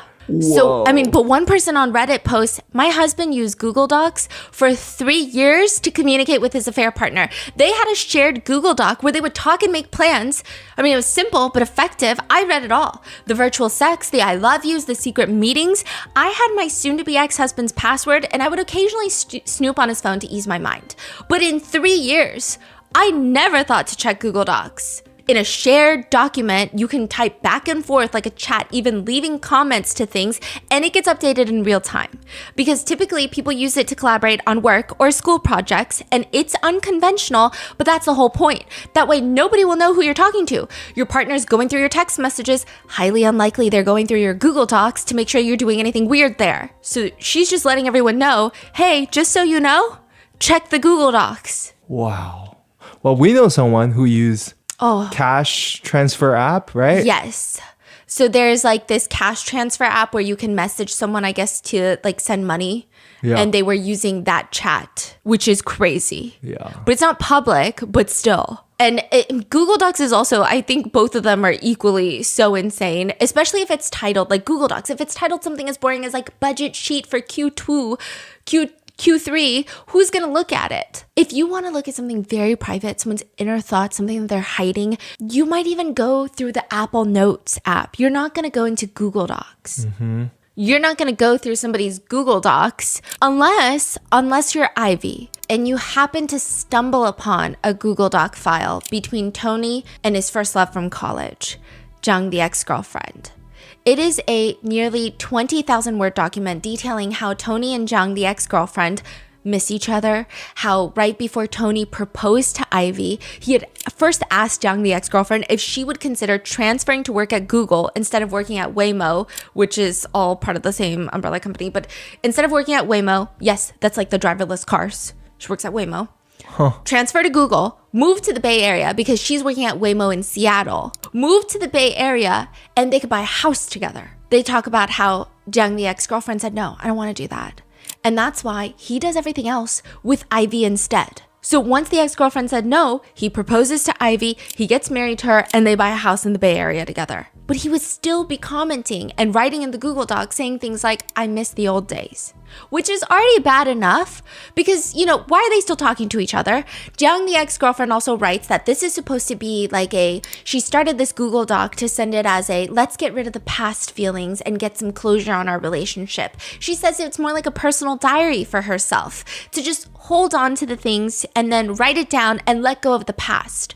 But she feels the need to send this Google Doc to Tony, and that's how they start this weird conversation, this 20,000 word conversation on Google Docs. Wait, so this whole doc was sent by Jiang, the ex-girlfriend. When did she send this? This is way after Tony's married, bought the house, has 2 cats, everything. Oh. This is like 2-3 months before Ivy is killed.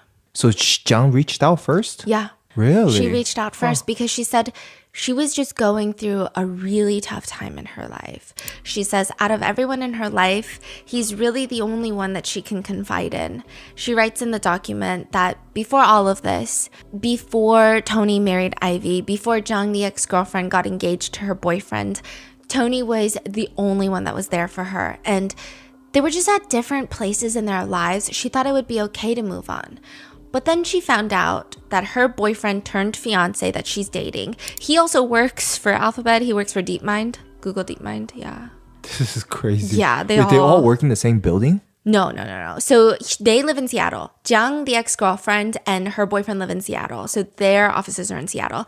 Okay. And then Tony and Ivy, they work on the Google campus in the Bay Area, but it's massive. Yeah. And they don't really run into each other a lot at work. You'll see why later, but it's just interesting that they all work for the same parent company. Interesting. Yeah. Well, September 2023, Zhang, the ex-girlfriend, finds out that her fiance has been soliciting sex workers, and the two of them end their engagement. She's distressed. She's in need of emotional support and comfort, and the only person that she can think of reaching out to is her ex-boyfriend, Tony. Apparently, it's like a thing in these tech-centered areas. So the Bay Area, Seattle, where a lot of the tech companies are centered, they have a lot of these massage parlors that are just fronts for sex work. And a lot of the clientele that go there are just engineers, software engineers, tech bros. They go, they get their massages done. For the police, it's very easy. It's kind of like what they do on Canal Street where they like bust the counterfeiters.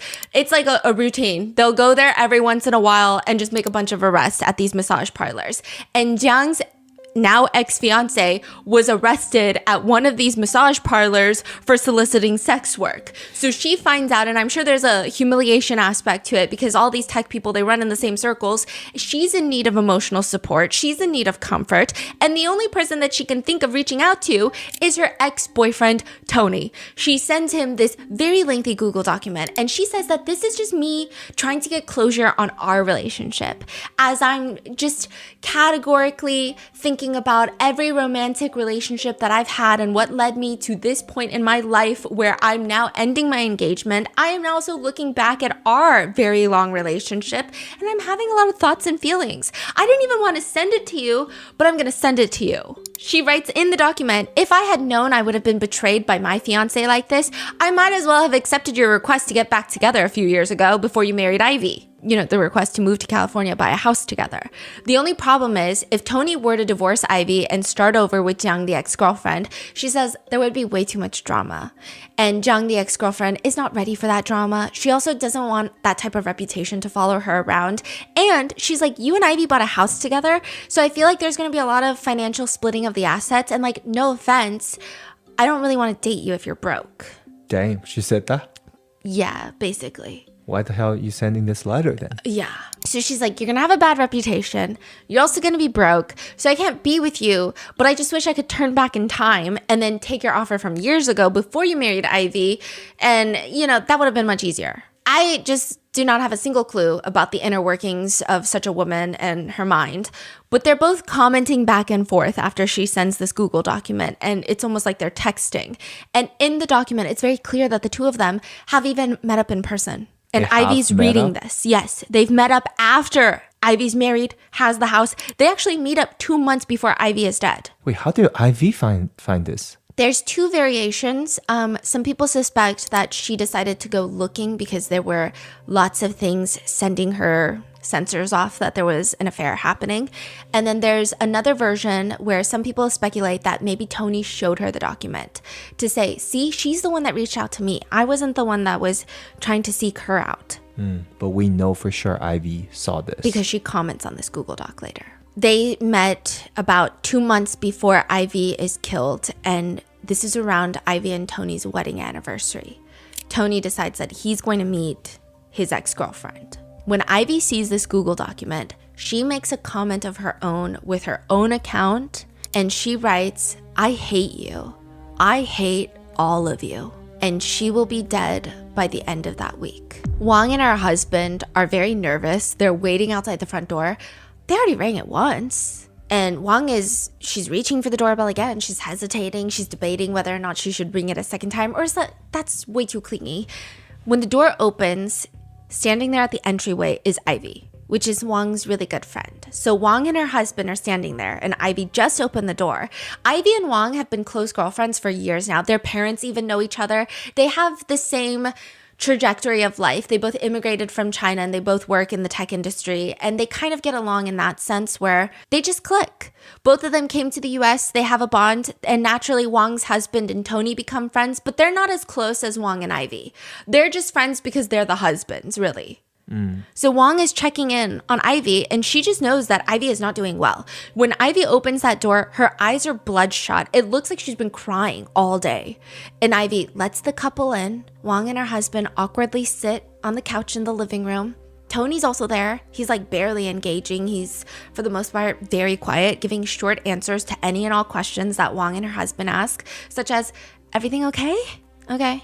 Neither Tony or Ivy mentioned that they were just fighting like 20 minutes before Wong and her husband came unannounced. But they don't really need to say anything because this is the most awkward living room gathering that they've ever had. Wong and her husband try to steer the conversation to work. How's work been? Because you were talking about work. And Tony will barely respond to any of the questions. Ivy starts responding for him. That, he's just anxious with all the ongoing layoffs in the industry. He's just worried about getting laid off, and if he does, he's gonna have a hard time finding another job in the industry. And then the doorbell rings because Wong and her husband had ordered food, and she thought maybe if we just eat together, it's gonna make it less awkward, like ease some of the tension. They thought it would help. Whatever is happening between Tony and Ivy, it's just very tense, and Wong wants to help. So they sit down, they open up all the to-go boxes, and Tony is just quiet the entire time. The only time he responds is they go, Tony, do you want some rice? Yeah, that's it. No other response, nothing. He's not even engaging. During dinner, Ivy tries to answer all these questions that Wong and her husband are asking. Oh, yeah, he's just stressed from work. He was saying that he was having some like auditory hallucinations recently and muscle tension because he's been so stressed. Wong and her husband don't really know how to respond exactly because this is the first time that they're hearing about something like this, but they want to be supportive. But they say it was just weird because Ivy said that he's experiencing all these crazy things from the stress of work, but they don't see anything out of the ordinary. Nothing indicates that he's like listening to the walls and hears voices where they're not coming from. He just seems quiet. He just seems like he's pissed off even, or just got into a fight with his partner. Nothing about it seems like he's having a full mental breakdown. So maybe that's just something he told Ivy. Nobody knows. The rest of that dinner, largely silent. Nobody's really talking. Wong and her husband, they're just offering surface level comfort at this point because what else can they do? And as they're about to leave, after the most awkward dinner that they've ever experienced, when they get outside, Wong's husband goes to the car and Wong is standing there. Ivy pulls her aside and she's telling her, I think I'm gonna divorce Tony. What? Why? He's still talking to his ex-girlfriend, and we had a fight earlier today, and he said things like, my life would have been so much better if it weren't for you. When was this in the timeline? This is a few hours before Ivy is dead. This is the night of? The night of. And Wong wants to stay, but Ivy's like, just go. Like, I'll text you tomorrow. Just go. It's fine. Like, you guys already stayed long enough. I mean, what are they going to do? Go through another awkward dinner? So Wong gets in the car with her husband. They drive off. And they just feel really off about this. I mean, the only reason that they even showed up today is because earlier that day, so they just had dinner with Ivy and Tony. But earlier for lunch, they were hosting this huge lunch gathering with like 9 of their closest friends. It's been on the calendar for a while, but Ivy texts Wong last minute telling her, hey, we're not gonna be able to make it to lunch. She's like, what do you mean? Why? We've been planning this for so long. All of our friends are coming. You have to come. And she's like, no, it just Tony's really stressed about work, and so I just don't want to go. The whole lunch, Wong feels really weird about this. She's feeling very uncomfortable. And then a few hours right after lunch, Tony's parents call Wong because all their parents know each other back in China. All their parents live in China, but they all kind of know each other, and they know that all their kids are friends. The parents from China is calling her? Yes. So it's not like, their parents were all family friends and then the kids were friends. It's like all these kids became friends and then they introduced their parents all to one another. Okay. And they all have each other's WeChat's numbers. So Tony's parents are WeChat calling Wong. And she's like, what's going on? This is so random. She picks up and Tony's parents are like, hey, listen, I would not have called you unless something serious is happening. But have you spoken to Tony or his wife, Ivy, recently? He hasn't been in touch for like the past month, and this is very unlike him. And when I tried to talk to Ivy, it seemed like they were going through a fight. It seemed like they were just not doing well. So I don't know what's going on. Wong is like, well, I was supposed to see them for lunch, but they didn't show up. She hangs up, and this seems to be the biggest factor of why she goes over for dinner. I think that if her friend just said, I'm not going, maybe she wouldn't have gone for dinner because it's very intrusive for her to just barge in and be like, why are you guys fighting? Tell me about your fight. Let's talk about work. It seems like a lot, right?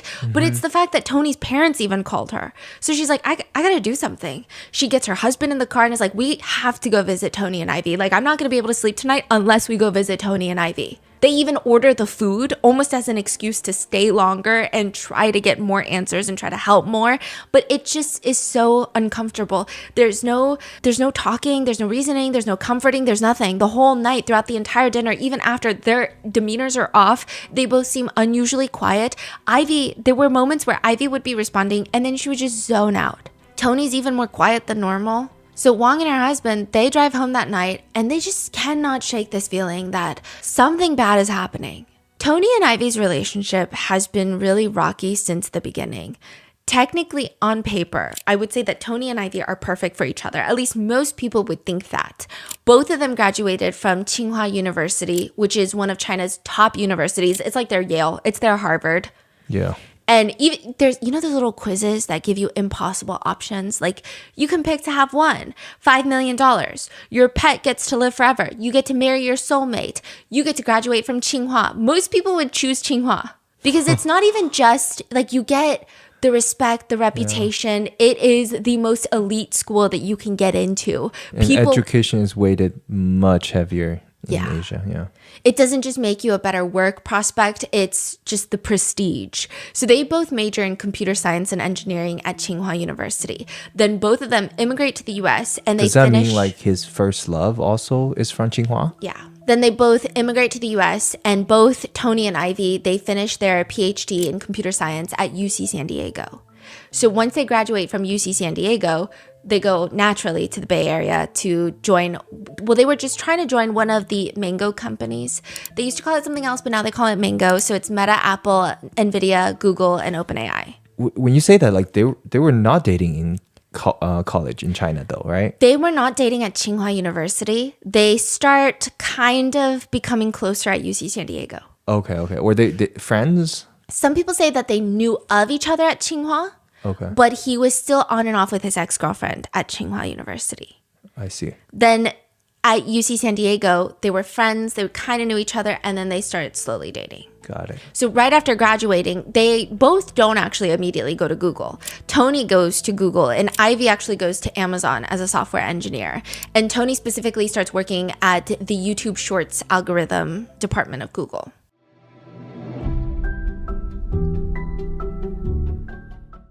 Strongsville, Ohio. A car carrying 3 young adults slams into a brick building at 100 miles per hour, leaving 2 dead and 1 fighting for their life. The 17-year-old behind the wheel, Mackenzie Shrilla, was driving her boyfriend Dom and his friend Davian home from a party when the tragedy occurred. Authorities arrive on scene, but what initially seemed like a heartbreaking accident began to look like a calculated crime scene. The crash features interviews with the police, friends, and families of everyone in the car as it unwinds the truth of what occurred. Where do the fatal mistakes end and the cold-blooded murder begin? Watch The Crash, May 15th, only on Netflix.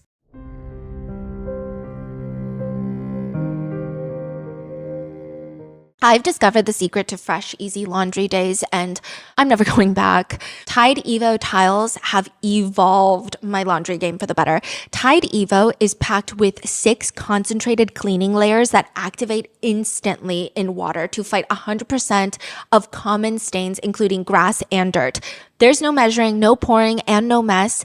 On top of that, Tide Evo has the environment in mind. I feel good buying a laundry product that doesn't come in those big, bulky plastic containers that I think takes a long time to break down. Tide Evo tiles come in completely recyclable packaging and they work just as great in tap cold cycles, meaning less energy wasted heating water. Tide Evo is also fantastic for travel. I'll just throw a few in my bag or like a side pocket and they lay flat. My clothes smell fresh and I'm never thinking about liquids through TSA, let alone leaks or spills. Remember, it takes real teamwork to solve a crime and to fight stubborn stains. Try new Tide Evo Real Laundry Magic.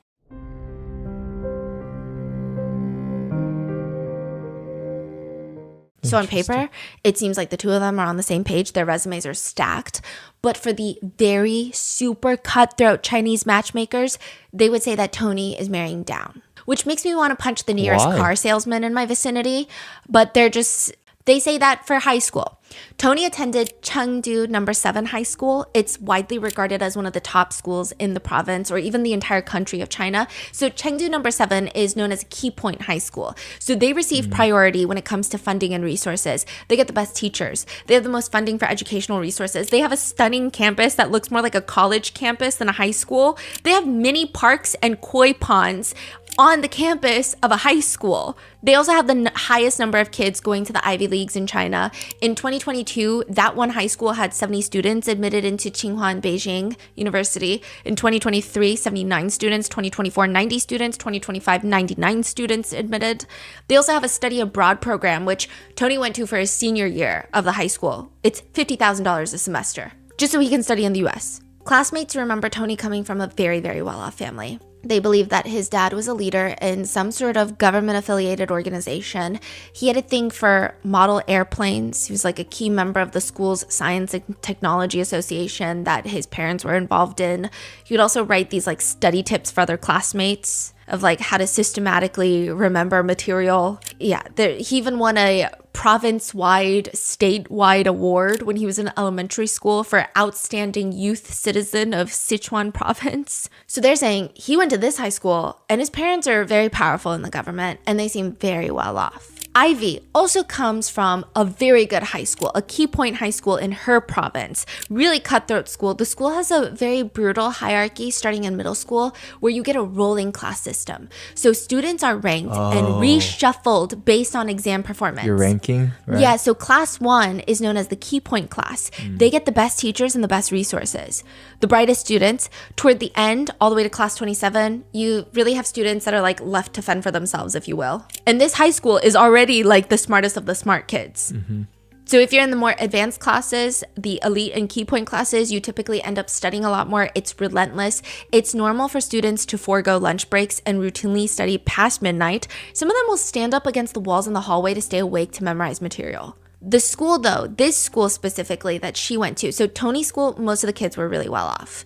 Ivy's school, there's a huge wealth gap. Some students come from very privileged backgrounds similar to Tony. They get to eat whatever they want, spend as much money on school supplies as they want, get the latest technology, everything. Whereas students who don't do well, you know who they are because most of the time they're studying and eating steam buns and pickles. Is it Ivy? Yeah, Ivy comes from an average family. She doesn't come from a family that's not doing well, which honestly, you would think that this is a better catch because yeah, it's more impressive, right? Yeah, but I guess when you are talking about East Asian culture of prestige and family lineage, they're like, well, Tony's a super catch. And Ivy is just a poor girl who clawed through it to become even more successful. Who cares about that? So she comes from a very average family. I mean, they were okay. So much so that even during Ivy's senior year of high school, Ivy's mom quit her job for a year, which is actually very common amongst the more average families in terms of socioeconomic status. For the privileged families, usually one of the parents don't work.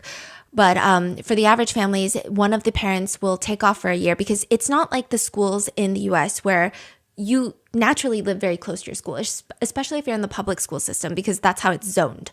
You go to a school because you live in that zip code. But in China, you have to travel to certain schools, especially if you get into one of these Key Point high schools. So her mom quit her job, so they rented this tiny little apartment near the high school campus so that she could support her full time. They're known as full-time study support moms. There's like a whole culture and language and groups about it. Parents relocate because they want to eliminate long commutes. They want to make sure that the kids don't have to do laundry, commute. They're cooking all the food.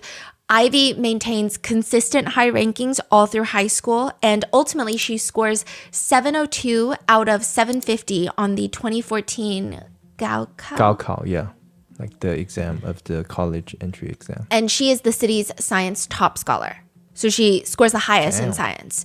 With one teacher saying about Ivy, she's very well behaved and introverted, not usually expressive, but she was particularly outstanding in the science subjects, still balanced across the others, including English and Mandarin. Her grades are excellent, and the Gaokao was exceptional. She also holds herself to very, very high standards. The teacher recalls that one time she forgot to bring her books to class, and the teacher is like, okay, I know you, Ivy. Like, you're not one of those kids that's messing around and forgetting carelessly. Like, it's just one day that you forgot your books. She was like sobbing.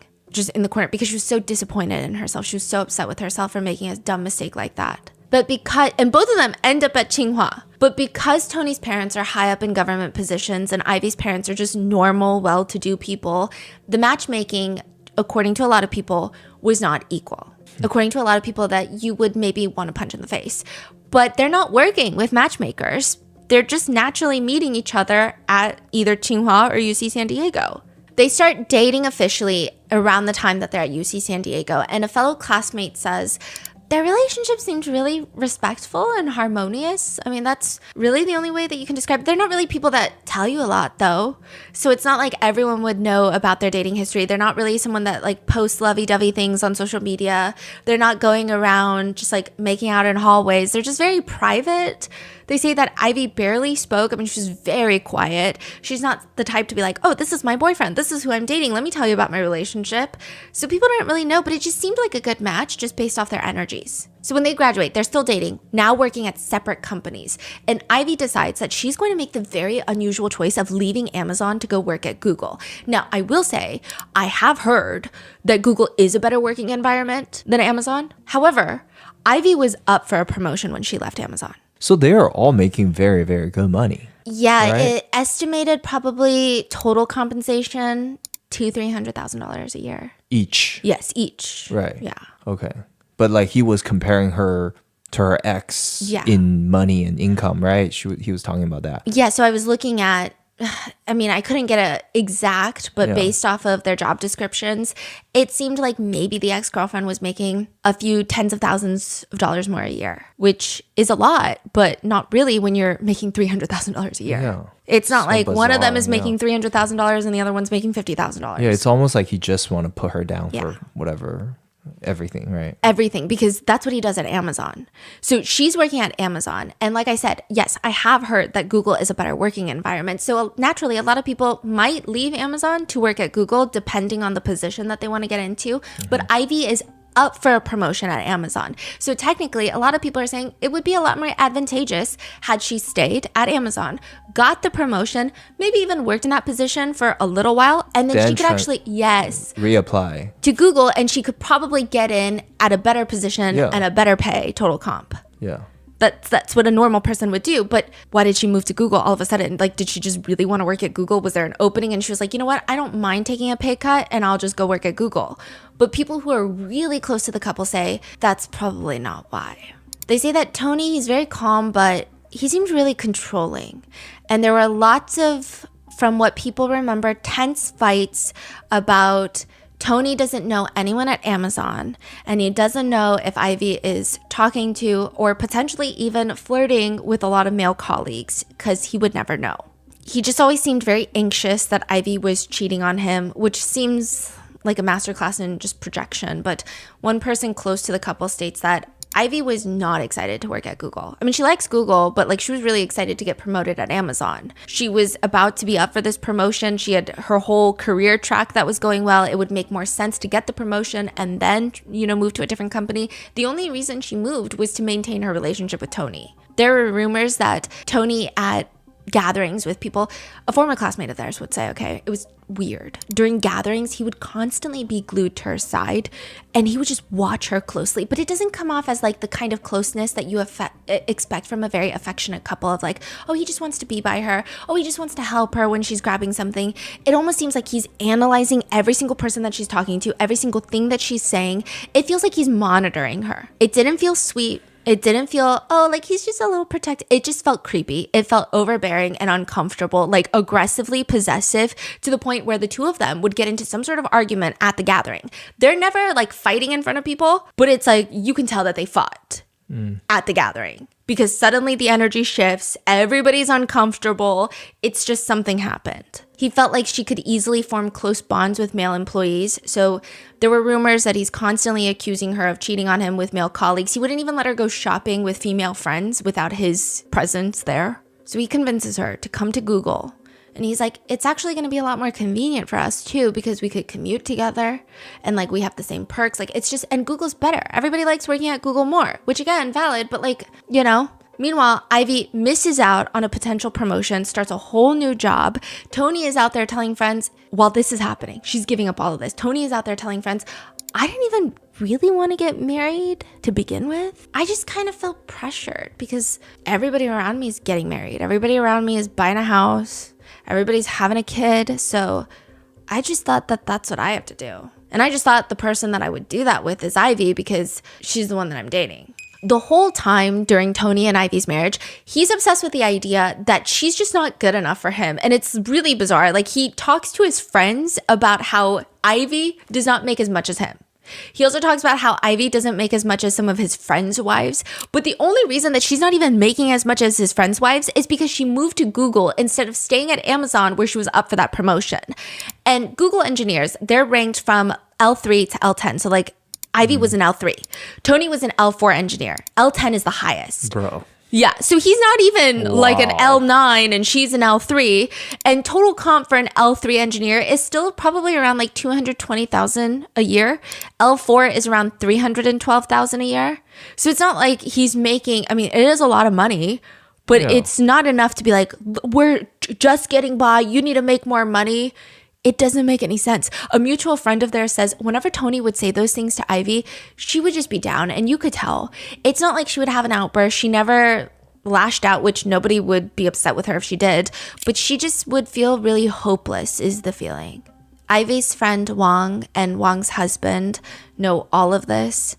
So the morning after the most uncomfortable dinner, Wang and her husband are both texting and calling both Tony and Ivy like, hey, last night was awkward, but like, are you okay? Hello? They're getting no response. And it's making Wang really uncomfortable. I mean, they clearly feel so uncomfortable that she's like, get up. Like, we're gonna go drive to their house again and see if they're okay. So this is like the second time in less than 24 hours. They're like, I'm gonna go to her house and we're gonna see what's going on. When they get there, it's the same as last night. So Tony and Ivy's cars are parked outside in the driveway and they go to ring the doorbell. Nobody is answering. Wang is like pushing her face up against the window and she feels like she sees a figure inside, but they're not moving. So she's like, it seems like a shadow. It seems like the shadow of a person, but they're so immobile. She's like, I don't know what that is. And I was just inside that house. I don't think that they had a random piece of furniture that looks like that in there, but she's so confused. She doesn't know what to do. And so she does something that is, I do have to note, I think a lot of traditionally Chinese people are not the quickest to call the police. Yeah, I think they're not the quickest to escalate, right? But I think that goes to show like Wang is feeling very uncomfortable. She's like, no, this is not just me seeing like a figure in the window and I'm like hallucinating. She's like, something's weird. And I think the reason that, okay, this is like some nuance and context. I'm not saying that this is what I would do or you should do in this situation, but I think for these types of friend groups, when they're all in tech and they all have these very prestigious jobs, to call the police and to cause a commotion. Do you know if they're citizens or they're with they're some sort of... not. They're all with visa? an HB1 visa. Right. So involving any legal system will be very complicated. Yeah. And then imagine like the police show up and your friends are fine. It's almost like, okay, I'm so sorry. I was so dramatic. And I think most friends would be okay with it. I think Ivy would have been fine with it. But it's just, it takes a lot to call the police in this type of situation. And Wang is like, no, I need to call the police. Like something is weird. And I'm telling you, something is weird. But she doesn't know what she's seeing? Like, does she... What, like you say she sees a figure or sees something? She thought she saw a figure. It's unclear. And she's like, but I just feel like somebody's inside. But they're not getting the door and their cars are outside. And I thought I saw a figure, but it was very immobile. So it's not moving. So I'm like, I can't tell you it's one of them, but I feel like somebody's inside the house. Okay. So like, why would they not open the door if somebody's inside the house? And even last night, after their fight, they opened the door. So it's not like they're not going to open the door and be like, hey, why are you here? We're fighting. Don't come unannounced. At least Ivy would open the door and be like, not right now. Like, let me call you later. But nobody's opening the door. She calls the police. Police come. They're searching through and they're like going through the house. They're doing a sweep because it's a wellness check. So they're, searching around the perimeter of the house first. They walk to the backyard and they also see a figure. So they're like, okay, something's a little strange. Let's break through the back door. On the main floor? Yeah, they see like movement. Oh, so they're like, okay, this is weird. Let's kick in the back door. And then they don't see that movement anymore on the first floor. They go up to the second floor and they see Tony on his knees, covered in blood. Like, I feel like covered is a word that gets thrown around in a lot of cases, but he was like drenched in blood. The whole room was drenched in blood. This house was dubbed the murder house in the Bay Area because that whole room, the carpets, the walls, everything had blood splatter everywhere, to a degree where it almost doesn't make sense. The way that the police describe it, it almost seems like, how can there be that much blood? And he's on his knees and he's got his hands in the air and he's just staring at Ivy's body. Ivy is laying on the ground next to him and she has like dried, matted blood all over her face. Her face is unrecognizable. And I think the part that was the most alarming for authorities is her face is not unrecognizable through, typically bullet wounds will make a face unrecognizable. There's no gun involved. There's no knife involved. There's no weapon involved. Tony had punched his wife to death with his bare hands. And she's unrecognizable from the force of his punching. He punched her repeatedly until she died. And when she was gone and he was sure that she's dead, he continues punching her. 2 months before Ivy's murder, Tony has a lunch date at Google. Google has those cafeterias and he's going to be meeting his white rose, his ex-girlfriend, Zhang, the ex-girlfriend. She's visiting from Seattle, which, like I said, she works at Waymo and she just ended her engagement to her fiance who worked at Google DeepMind. She's technically single, but she knows that Tony is married to Ivy. She knows this. This is not like up for debate. He's not like, oh, we're separated right now. She knows that he is actively married.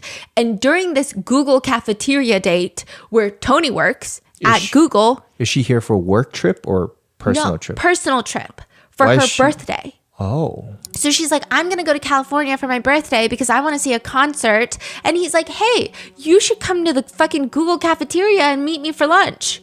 This is where Tony works. This is where his wife, Ivy, works. Yeah. And he's just meeting up with his ex-girlfriend, eating lunch. It's audacious. It's ballsy. It's likely the two of them are sitting there reminiscing about their past. I mean, there's got to be people who know both of them who is like, hey, I don't know why your husband's having lunch with some random girl in the cafeteria. Yeah, that's crazy. What made him feel so ballsy of doing that? There are multiple speculations. One, I think that he just genuinely does not care about his wife. Second, I think that he was worried that if he left Google campus to go meet Zhang, the ex-girlfriend, Ivy would have found out.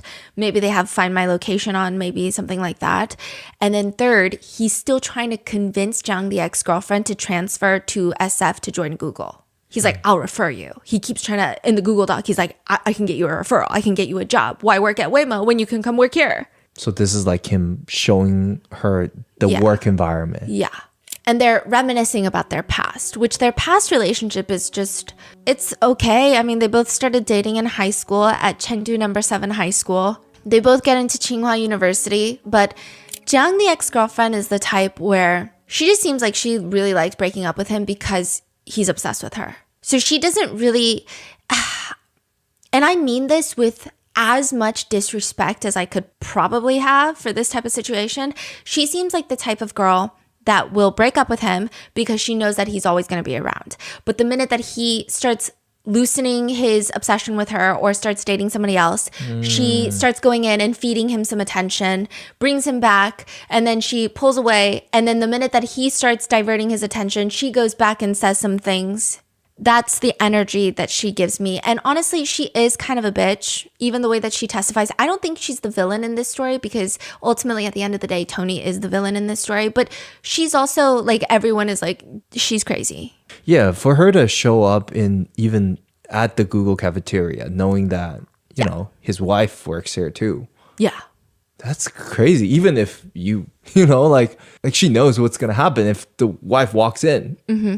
And she is the type that she kind of is just keeping Tony around because he might be her best bet. So she's back because her best bet ended up getting arrested for soliciting sex workers at the massage parlor. So the way that it happened was she just keeps breaking up with him all throughout high school and college. Then Tony and Ivy go to UC San Diego. She goes to Carnegie Mellon for her master's. So they all come to the US around the same time, but they're in different areas. So she's at Carnegie Mellon, she's in Pennsylvania, and then he's in California. Naturally, they're not keeping in touch as frequently, but she'll reach out when she feels like he's not reaching out. But then she meets her fiance. Better background than Tony's, wealthier family than Tony's. He got sent to this international school that would cost his family $400,000 to get his undergrad degree. What kind of school is that? It was like a whatever school. Oh, so they just cash in. Yeah, just throwing money. Okay. And so she starts dating him. Tony finds out that she's dating a guy that is above his caliber. And he almost forces himself to move on. And he immediately starts dating Ivy. And a lot of people think that the relationship escalated so quickly. Nobody said it, but they felt like he was using Ivy to try to make Jiang, the ex-girlfriend, jealous, trying to comfort himself. It just felt like a rebound situation, but nobody would question it. So Tony is the one that actually pursues Ivy aggressively at UC San Diego. And the whole time, he's still kind of talking to Jiang, the ex-girlfriend. Eventually, they go to SF. Jiang, the ex-girlfriend, and her fiance go to Seattle. And again, I just want to reiterate, all four of them work at Alphabet. And this is really important later because Tony has a full-blown meltdown about all of this. So all of them technically work for the same parent company, even though they're in different cities and they work for different companies. Now, Tony and Ivy get married. Tony explains to Jiang, the ex-girlfriend, it's mainly because, quote, the girl wants to get married. So he's like, I don't even really, and then you didn't want to get married, and the girl wants to get married, so I'm just going to get married. They get married, they purchase a house, putting $500,000 down, they finance the rest through a mortgage, they get 2 cats, and Jiang, the ex-girlfriend in Seattle, gets engaged. Then they start reminiscing here and there about their relationship. She breaks the engagement because her fiance gets arrested. Then she comes up with this whole Google Doc, sends it to him. And then after they've been talking for like a month on the Google Doc, this is October 2023, she starts being like, you know what? I am going to make a trip to California for my birthday, which is in November. And I'm going to go there for a concert. And if you want to meet up with me, then let's meet up. Wait, so she sent this Google Doc to him? Yes. Instead of texting him or emailing him, it's very clear. And she reached out secretly to chat. Yeah. And a Google Doc is crazy. Like if you wanted to send a goodbye message, convert it to a PDF, email it, mail a letter. Why are you sharing a Google Doc? Yeah. It's so bizarre. Yeah. And even if I get a Google Doc, I don't think about talking to someone through Google Doc. I would just text them and be like, okay, that was weird. Yeah. But yeah. So they start texting during this Google Doc. And a month in November, during Tony and Ivy's wedding anniversary, Jiang, the ex-girlfriend, travels to California to attend this concert for her birthday. Before leaving Seattle, she makes plans to see Tony while she's in California. And she admits the whole reason of wanting to even go to California to this specific concert was because she wanted to see Tony. She says that straight up. And that's how she ends up at the Google cafeteria eating lunch with her high school college ex-boyfriend. 2 days later, when Jiang, the ex-girlfriend, is going to fly back home to Seattle, they meet once again, and he offers to drive her to the airport. She's like, okay, fine. So he drives her to the airport, and he wants to say goodbye. Jiang, the ex-girlfriend, concocts a story that nobody believes on the witness stand when she testifies later, and she says that he kissed her on the cheek, and she felt it was very uncomfortable. She did not consent to that. What? Yeah. But then later, stories come out from an airport worker who was like, no, I remember that couple. And they were just like lingering the whole time, just like hanging out, lingering. So they're just saying, I mean, maybe she didn't consent to a kiss on the cheek, but it just like the whole energy was weird. Like they were all over each other kind of vibe. Bro, you did so much worse than like that kiss, I feel like, right? Yeah. So he kisses her on the cheek and it was just, she claims it was not okay. And she was just utterly surprised by it. They part ways and it feels like Tony doesn't even care about Ivy finding out because she does not express to him in that moment when he kisses her on the cheek, like, that was not okay. That was uncomfortable. You shouldn't have done that. And again, this is not me saying like, oh, this was consensual. It's just weird. It's weird. The airport employee is like, what are you talking about? Like, you guys were kind of already, but like, you know what? Whatever. And she's like, no, I was highly uncomfortable. And there's a lot of reasons that she might want to say this in the courthouse. Anyway, she says she doesn't tell him at the airport that made her uncomfortable. So she just like leaves. He's under the impression things went really well because he kissed her on the cheek. They hung out. They spent time together. He goes back home. He doesn't even seem stressed about the idea that his wife is going to find out that he was just at the airport, even though it's around their 2nd-year anniversary. He's busy with his ex-girlfriend. And also, the timing itself does not seem coincidental. Jung, the ex-girlfriend, came to California for a concert for her birthday. Her birthday is November 21st. Tony and Ivy got married November 22nd. A lot of people think that Tony intentionally timed the wedding to coincide with Jung, the ex-girlfriend's birthday, so she would always have to think about him and his marriage during her birthday. Yeah, I can see that. Yeah. Just the way that he's so obsessed over her. Yeah. When Tony gets back home from the airport, Ivy is waiting for him. She saw his location at the airport, and she knew from social media that Jung, the ex-girlfriend, was in town. Tony was at the airport. She's putting it together pretty quickly. She's a very intelligent woman, and that tells her all she needs to know. But she's very pissed off about the fact that when he walks in, coming back from the airport, like, she's already upset. He walks in wearing the jacket that she bought him. Who? Ivy. So Ivy had bought Tony a jacket, and he wore it to drop off his ex-girlfriend at the airport. They start arguing. She suggests, like, why don't we just get a divorce? Like, we're literally tormenting each other. It doesn't even make sense. If you love your ex-girlfriend so much, go be with her. Don't involve me. And she had disclosed a lot of this information to her friend Wang.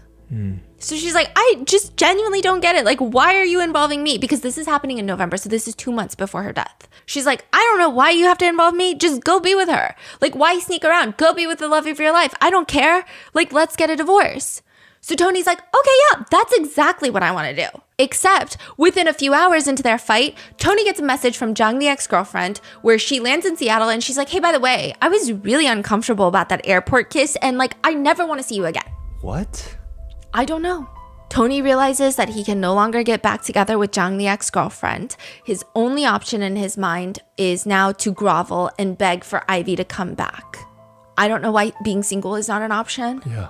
I don't know why he has to terrorize Ivy. I don't know. He's just not the type to break up with someone and do something as big as separate their assets, sell the house. He likes to have a bigger exit plan is how people describe him. It seems like he's only willing to divorce Ivy if that means he's gonna, and he's gonna get something out of the divorce. Right. Which is maybe the ex-girlfriend. He gets to marry her. But he starts making up excuses about how this airport was the last true goodbye. Like him saying goodbye one last time. They will never ever be in each other's lives again. He like just wanted to get closure from his ex-girlfriend. He never mentions this kiss. Never mentions it. Or the fact that Jung, the ex-girlfriend, was like, I never want to see you again. He never mentions it. He was like, I just dropped her off at the airport so we could get final closure. And Ivy decides that she is going to forgive him one last time. So for the next few months, they continue posting regularly on their cat's Instagram page, showing a very cute home life, at least from the outside perspective. They're watching TV, cooking. Tony is wearing his wedding ring in the pictures. Everything appears to be normal, except Tony starts feeling this really extreme pressure and paranoia at work. So apparently he made this mistake and his manager has been micromanaging him since. On top of that, this is right around the time where every tech company is just doing massive layoffs. I will say that neither the department that Tony nor Ivy worked in were experiencing any layoffs. So he just seemed very paranoid and unstable. You think the fact that Jung rejected him played a big role in his... Yes. And he starts feeling this paranoia that Jung, the ex-girlfriend, is going to report him for an HR violation because they all work under the same parent company. And that's why it's very important. I guess like this was a huge thought in his mind. So I guess if maybe Jung had worked for Meta or Amazon, he wouldn't have cared as much. But he's saying we all work under the same parent company and all she has to do is put in a complaint. Where did this thought come from? He just had this thought. And how do we know this? he eventually confesses to Ivy because he's so paranoid that he's going to get an HR violation and get fired because he kissed her on the cheek and that she's going to report him for it and get him fired. He tells her in January, I've been so stressed because this is what happened at the airport goodbye. I kissed her on the cheek and now I'm scared. That is really odd. Yeah, so for 2 months, I don't know if, I don't want to say anything accusatory, but like maybe Jung mentioned it. Oh. Maybe maybe she's kind of has the personality where she might do something like that. I don't know. Okay. Yeah. And there was a lot of like conversation of because we work all under the same parent company, it's going to be a lot more serious. Versus like if she worked at Meta and was like, hey, this guy that works at Google kissed me on the cheek and I didn't want it. It's not that big of a deal. I say it's not that big of a deal in terms of I don't think a massive corporation is going to say, you know what, I'm going to fucking fire you. Mm-hmm. So he's like, oh, this is a huge, I mean, imagine a colleague kisses you on the cheek without your consent. Like that's huge. Mm-hmm. So he starts having this paranoia and he's freaking out about it. He finally discloses it to Ivy in January and she's like, okay, like that's honestly my last straw. I want out. She starts digging and she finds the Google Doc. So you're saying they indeed stopped talking after that trip? Yeah. Jung, okay. Mm-hmm. Or at least not in a good way. Like maybe there were messages of like, no, I hate you. I don't know. There was no affair. There was no continuous messages of what if. That's so interesting. So yeah. Jung came over, has some hope of maybe connecting with him again. And then after that little trip, she's like, nah, I don't want you. Yeah. But he was like, oh my gosh, she's back. Mm-hmm. So weird. Yeah. So he tells Ivy, she finds the Google Doc. Not only did he take her to the airport, he constantly lied about, and the Google cafeteria. She's finding out that he met her at the Google cafeteria, her workplace that she didn't even want to work at. She left Amazon to work at Google for him. And she's like, what the fuck is going on? She finds out through the Google Doc that he had asked Jung to get married and buy a house in SF, remember? And then she was like, no. So then he asked her, he wears the jacket that she bought him to bring his ex to the airport, kisses her on the cheek, lies about it. And all of this is happening around their wedding anniversary back in November. So she's reading all of this and she's like, okay. She writes in the Google Doc, I don't even know who you are, Tony. Like I thought I knew who you were. I don't know who you are. I don't even know who you really are. Like my life is a lie. She comments. And Jung, the ex-girlfriend, responds. And instead of apologizing for reaching out to Tony, which is what any normal, morally upstanding person would do of like, I mean, no morally upstanding person would even send this Google Doc in the first place or meet someone at the Google cafeteria, but they would say something along the lines of like, listen, I've had a massive lapse in judgment because I was going through a traumatic experience and I fucked up your life and I will forever owe it to you, or something along those lines. But instead, Jung, the ex-girlfriend, has the nerve to write back, I know how you feel. When I was dating Tony in college, he would always reach out to his other exes or other girls. So it was like a really difficult time for me. The mistress is trying to sympathize with the wife vibe. She's the one that reached out to Tony. Nobody in Ivy's position would ever want sympathy from Jung, the ex-girlfriend of all people. Like, it's just uncalled for. You're the one that asked the married man to meet up and you asked him to take you to the airport for your birthday trip. Like, now suddenly you want to talk about how shitty he is and try to bond? Then Jung, the ex-girlfriend, has the audacity to write in the Google Doc, Ivy, if I were your friend, I would tell you to leave the relationship. She's like, if you want friendly advice from me, you should leave Tony. That's crazy. And Tony can read this too, yeah. Right? Wow. And that is when Ivy comments, I hate you. I hate all of you. February 9th, 2024 is Tony's very first court appearance. It's his plea hearing, and he shows up with a helmet on. It's a human restraint soft shell protective helmet, usually for those who have displayed self-exit tendencies. He's wearing a Santa Clara Sheriff Main Jail shirt. He's wearing an orange jumpsuit, which in every district, the colors of their jumpsuits are very different. Different colors have different meanings. So in Santa Clara, orange is standard for general population inmates. Red is for those with a history of violence or high-risk behavior who require isolation. Yellow, and so he's wearing orange and then a yellow on top of it. The one Tony is spotted wearing is typically mental health observation patients is yellow, which makes sense given the helmet that he's wearing. Yeah. He's wearing the helmet. He's walking out behind his attorney. And this is an attorney that his parents paid for because his parents are very well off. And this is another very infuriating part about this trial is Ivy's an only child. I think there's a lot, like a lot of nuance and context that maybe Chinese netizens and Chinese viewers will understand more. So, I mean, China was going through the one-child policy, and Ivy's parents had put everything into Ivy. Yes. And she was the success story. And then she's just gone. And they couldn't even get to the US because the US would not give them a visa to come. So the parents didn't come? No, they tried so hard. I think eventually they were able to, but they had to spend so much money trying to jump through hoops, getting attorneys involved just to try to come to the US to attend these trials. Tony's parents had no problem.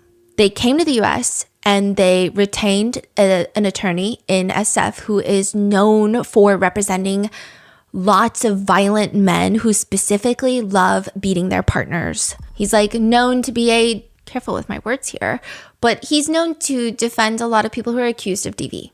Tony's wearing a helmet. He's almost like trying to hide behind his attorney, which doesn't work because he's 6'2" and he just looks dumb. He also lost a patch of hair. Could have been from attempted self-exit, but it's unclear. So a lot of Chinese netizens who were in the courthouse were like, there's just like a bald spot and it doesn't look natural. So it looks like maybe shaved. It looks like something's happening, but the helmet was in the way. His attorney later confirmed that yes, he did sustain a head injury, but could not provide further details. A lot of people think that they're just trying to lay the groundwork for a mental health defense, trying to argue diminished capacity, seeking to establish that he needs psychological evaluation and treatment rather than standard incarceration. When he walks out, he has this very blank and timid body language. However, I will say that his gaze looks like he doesn't look out of it. His eyes look sharp. He looks like he is in a decent state. He's analyzing, he's observing, he's taking it in. And during the 3 days, and I'm sorry, I keep referencing it as a trial. It's not a trial, it's a preliminary hearing.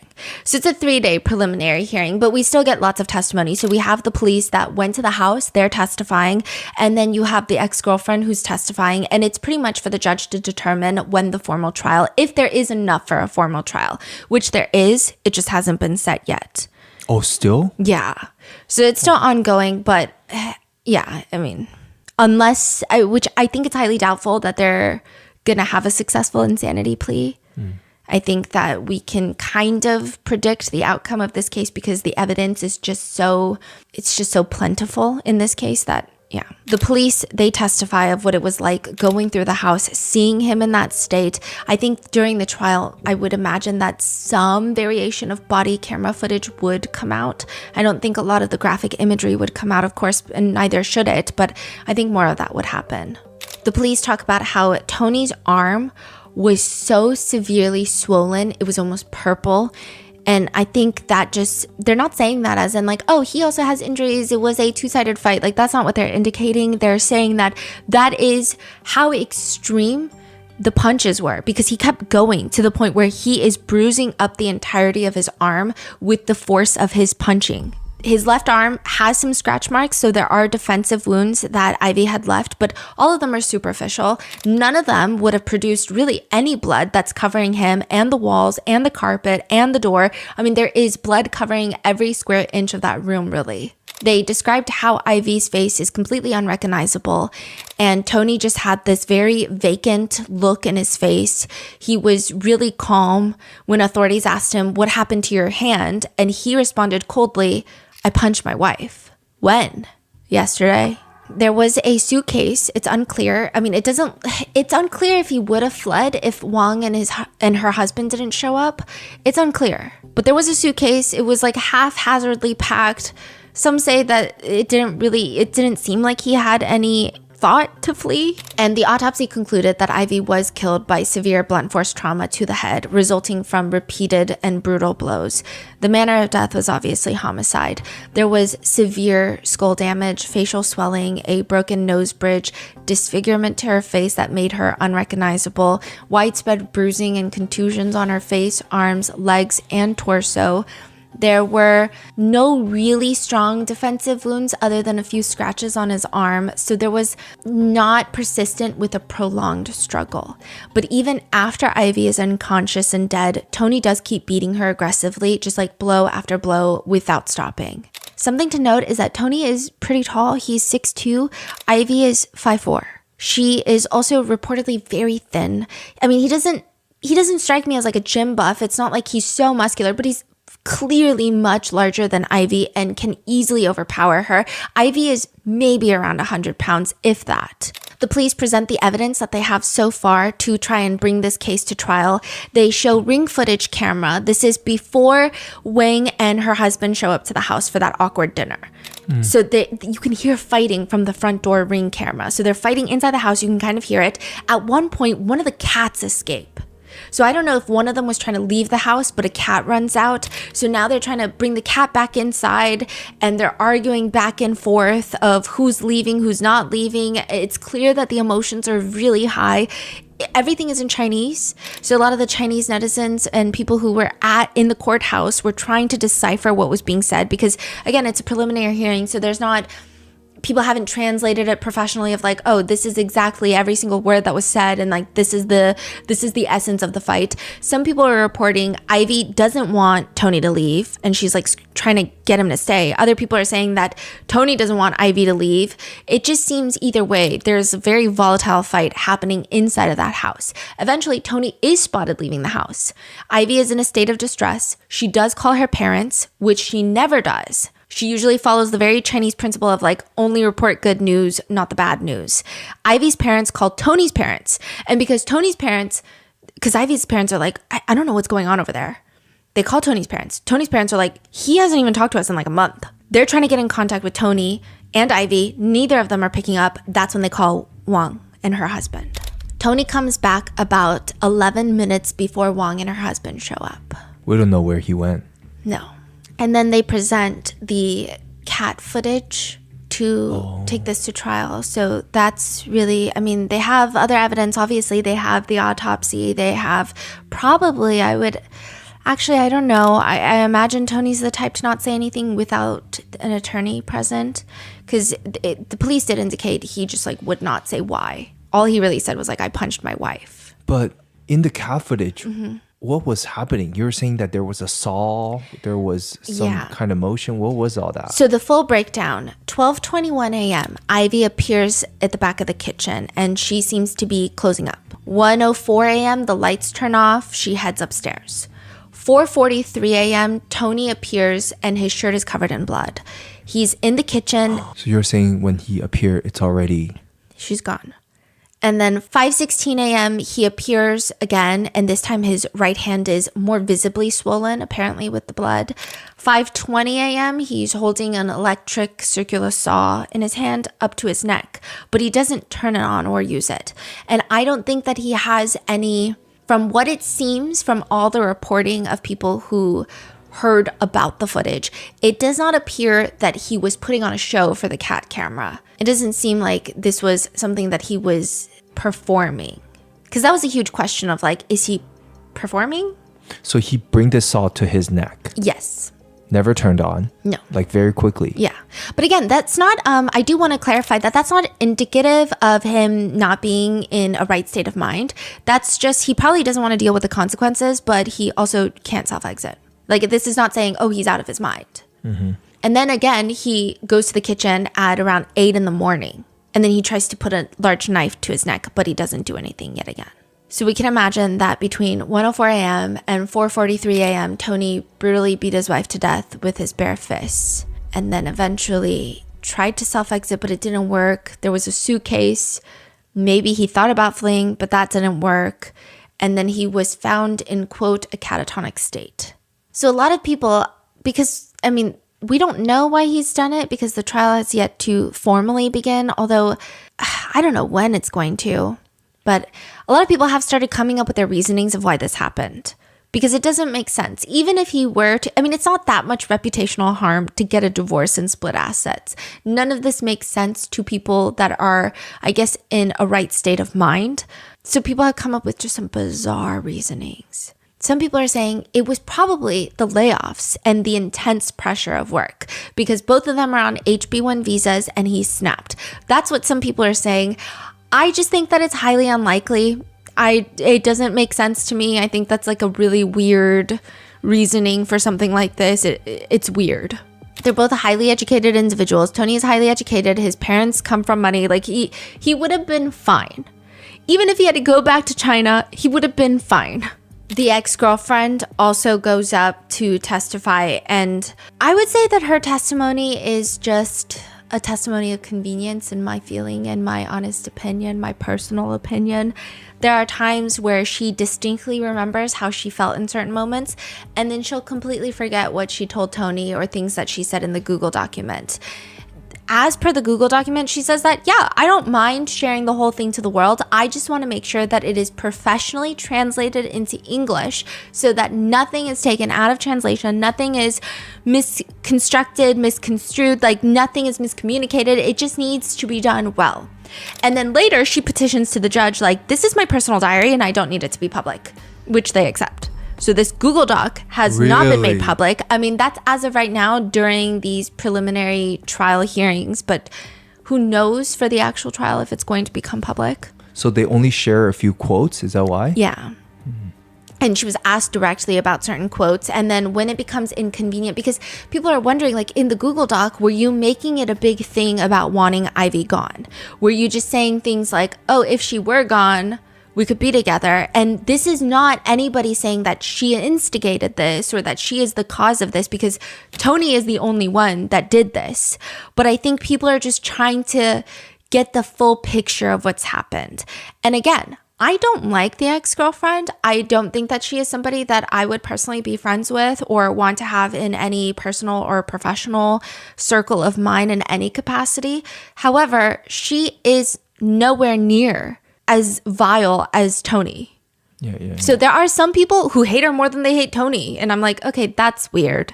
She is a bizarre individual with my personal opinion, a low moral code, but she's not Tony. Tony is still the one that did all of this allegedly.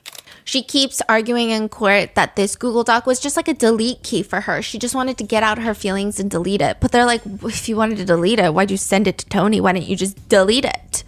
She also asked him to meet multiple times, according to her in the testimony. And one person states, how is this in any way deleting the past? It's literally the complete opposite. She's just stringing Tony along to feed her own ego, fishing for sympathy and attention because her own life is unraveling. A lot of people say in Mandarin, there's a saying that it's along the lines of like, you know you're a homewrecker and you still choose to be a homewrecker. So I think it's like this essence of you give people grace if they had no idea that the person was married. But the minute you know and you still do it, like you chose this.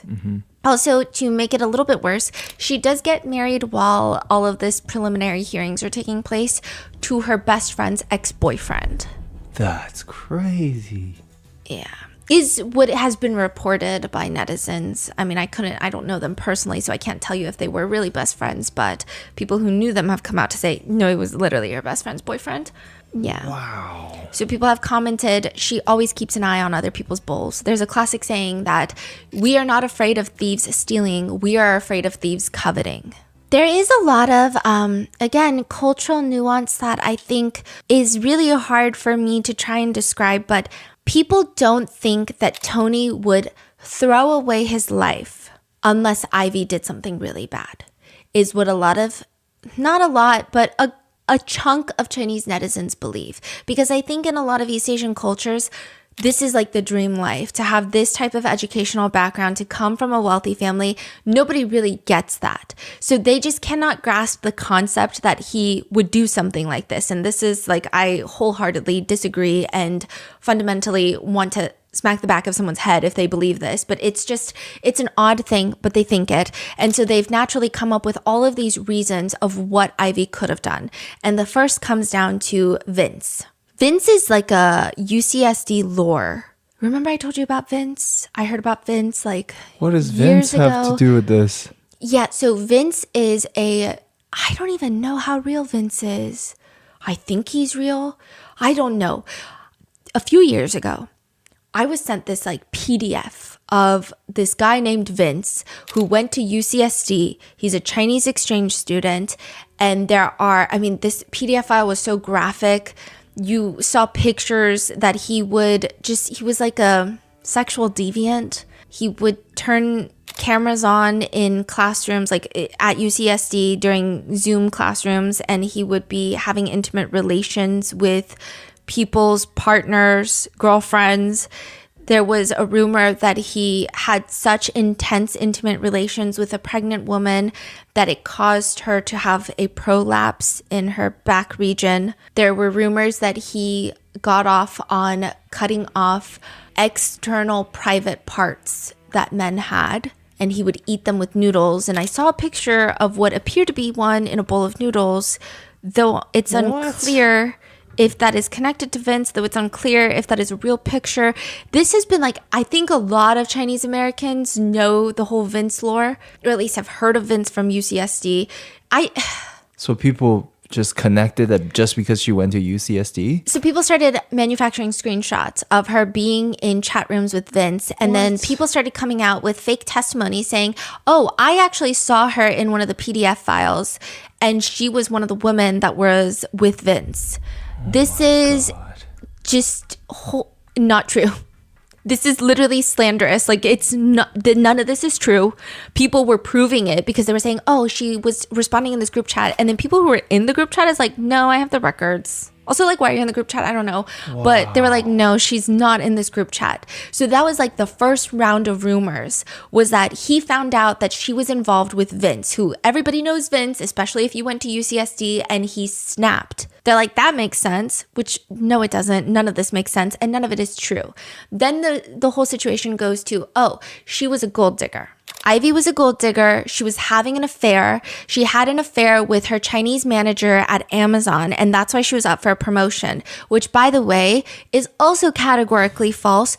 Her manager was not even Chinese. He was an Indian man. So none of this story even makes sense. None of it is factually accurate. There's no evidence to back it up. There's so many holes in every story. It's factually incorrect, but they're saying that she was having an affair with her manager at Amazon. That's why he found out. She had to move to Google, and then she started having an affair with a higher up at Google and was trying to get a role at the Switzerland Google office because that's where that higher up was going to be. None of this has any evidence. None of it. I just don't know how she is equally as accomplished, but people are like, she was using him as a stepping stone. For what? For what? A stepping stone to what? Then a lot of people started arguing that maybe Ivy was aggressive and abusive first, and Tony just snapped after being berated. And a lot of this comes from the fact that this is the dumbest thing I've ever heard. And I think it's a very small group of people, but when the news starts circulating, a lot of Chinese netizens are trying to come up with this theory. And they settle on the idea that Tony is from northern China and Ivy is from southern China. What the hell does that mean, right? So there's a stereotype that men and women from northern China are typically taller. So they're like, Tony's tall. He must be from northern China. And then she's from southern China, and women from southern China, some people say, are more aggressive in relationships. This whole generalization is very goofy, other than the fact that, okay, one person is tall. None of this makes sense. It's akin to saying, oh, the perpetrator was probably from New York City because they're a lot meaner and a lot more confrontational than maybe somewhere like Kentucky. It's well, everybody can be mean. That has nothing to do with it. It's dumb.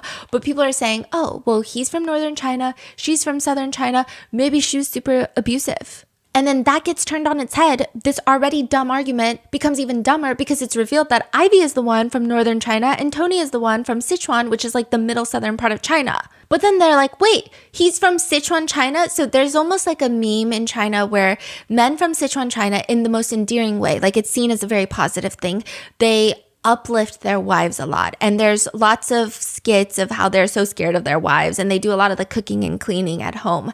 And so people are like, oh, well, he's from Sichuan, China, which means that he probably was uplifting Ivy, and maybe she was super domineering and super aggressive, and he collapsed under her pressure and he lashed out. The victim blaming is just so vile. Yeah, and everyone that knows Ivy is coming forward and is like, you guys are fucking idiots. I don't even know what to say. It's all lies.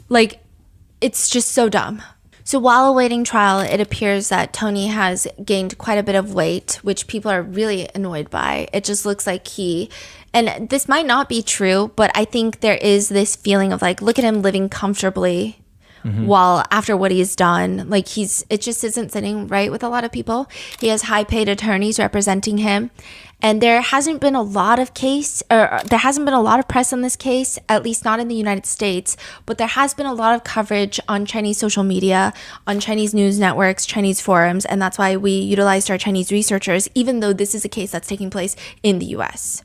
And it seems that her parents couldn't make it to the preliminary hearing. I don't know if they've been able to make it since before the trial. I don't know how that's going to work. I can't imagine that the US won't give them a visa for the trial itself, but you never know with the climate these days. It did take 2 years to sell their house, but it was not devalued by much. It sold for around $2 million again. And Ivy's family has written in Chinese social media, Ivy has left us forever. Her beauty and kindness were frozen at the age of 27. We're heartbroken over the loss of our beloved daughter. With nowhere to express our grief, through this platform we wish to preserve a peaceful space for her, undisturbed and unjudged. May she protect herself in heaven, no longer sad and far from violence. A lot of people say the fact that people are victim blaming is just atrocious, but Ivy was it's crazy that I think it's crazy victim blaming in any situation, but even more so with Ivy, because a lot of netizens are saying this makes everybody even more depressed because Ivy did everything right. They say Ivy was a normal girl with a healthy sense of right and wrong. She dated seriously. She got married. When she discovered his infidelity, she tried to set boundaries. And when she realized things couldn't be fixed, she planned to leave. Like, all of these things are the right choices for a girl, a woman. A lot of people have then come to the conclusion in China, and a lot of people have been agreeing with the sentiment of marriage is not a necessity. People are trying to give tips to other women saying, if you do marry someone who loves you. Like, we need to stop pressuring women to get married because they hit a certain age. Because if you pressure a man who doesn't love you into marriage, even if you do get married, you never know what's going to happen. Not that Ivy pressured, but I think it's just the climate in China or a lot of places where as you get older, a lot of people are like, why are you not married? You're almost 35, you're 40, you're 30. But what are your thoughts on this case? Have you heard about it? When the trial happens, when and if the trial happens, we're going to cover it. But let me know in the comments, what are your thoughts? Stay safe, and I will see you in the next one.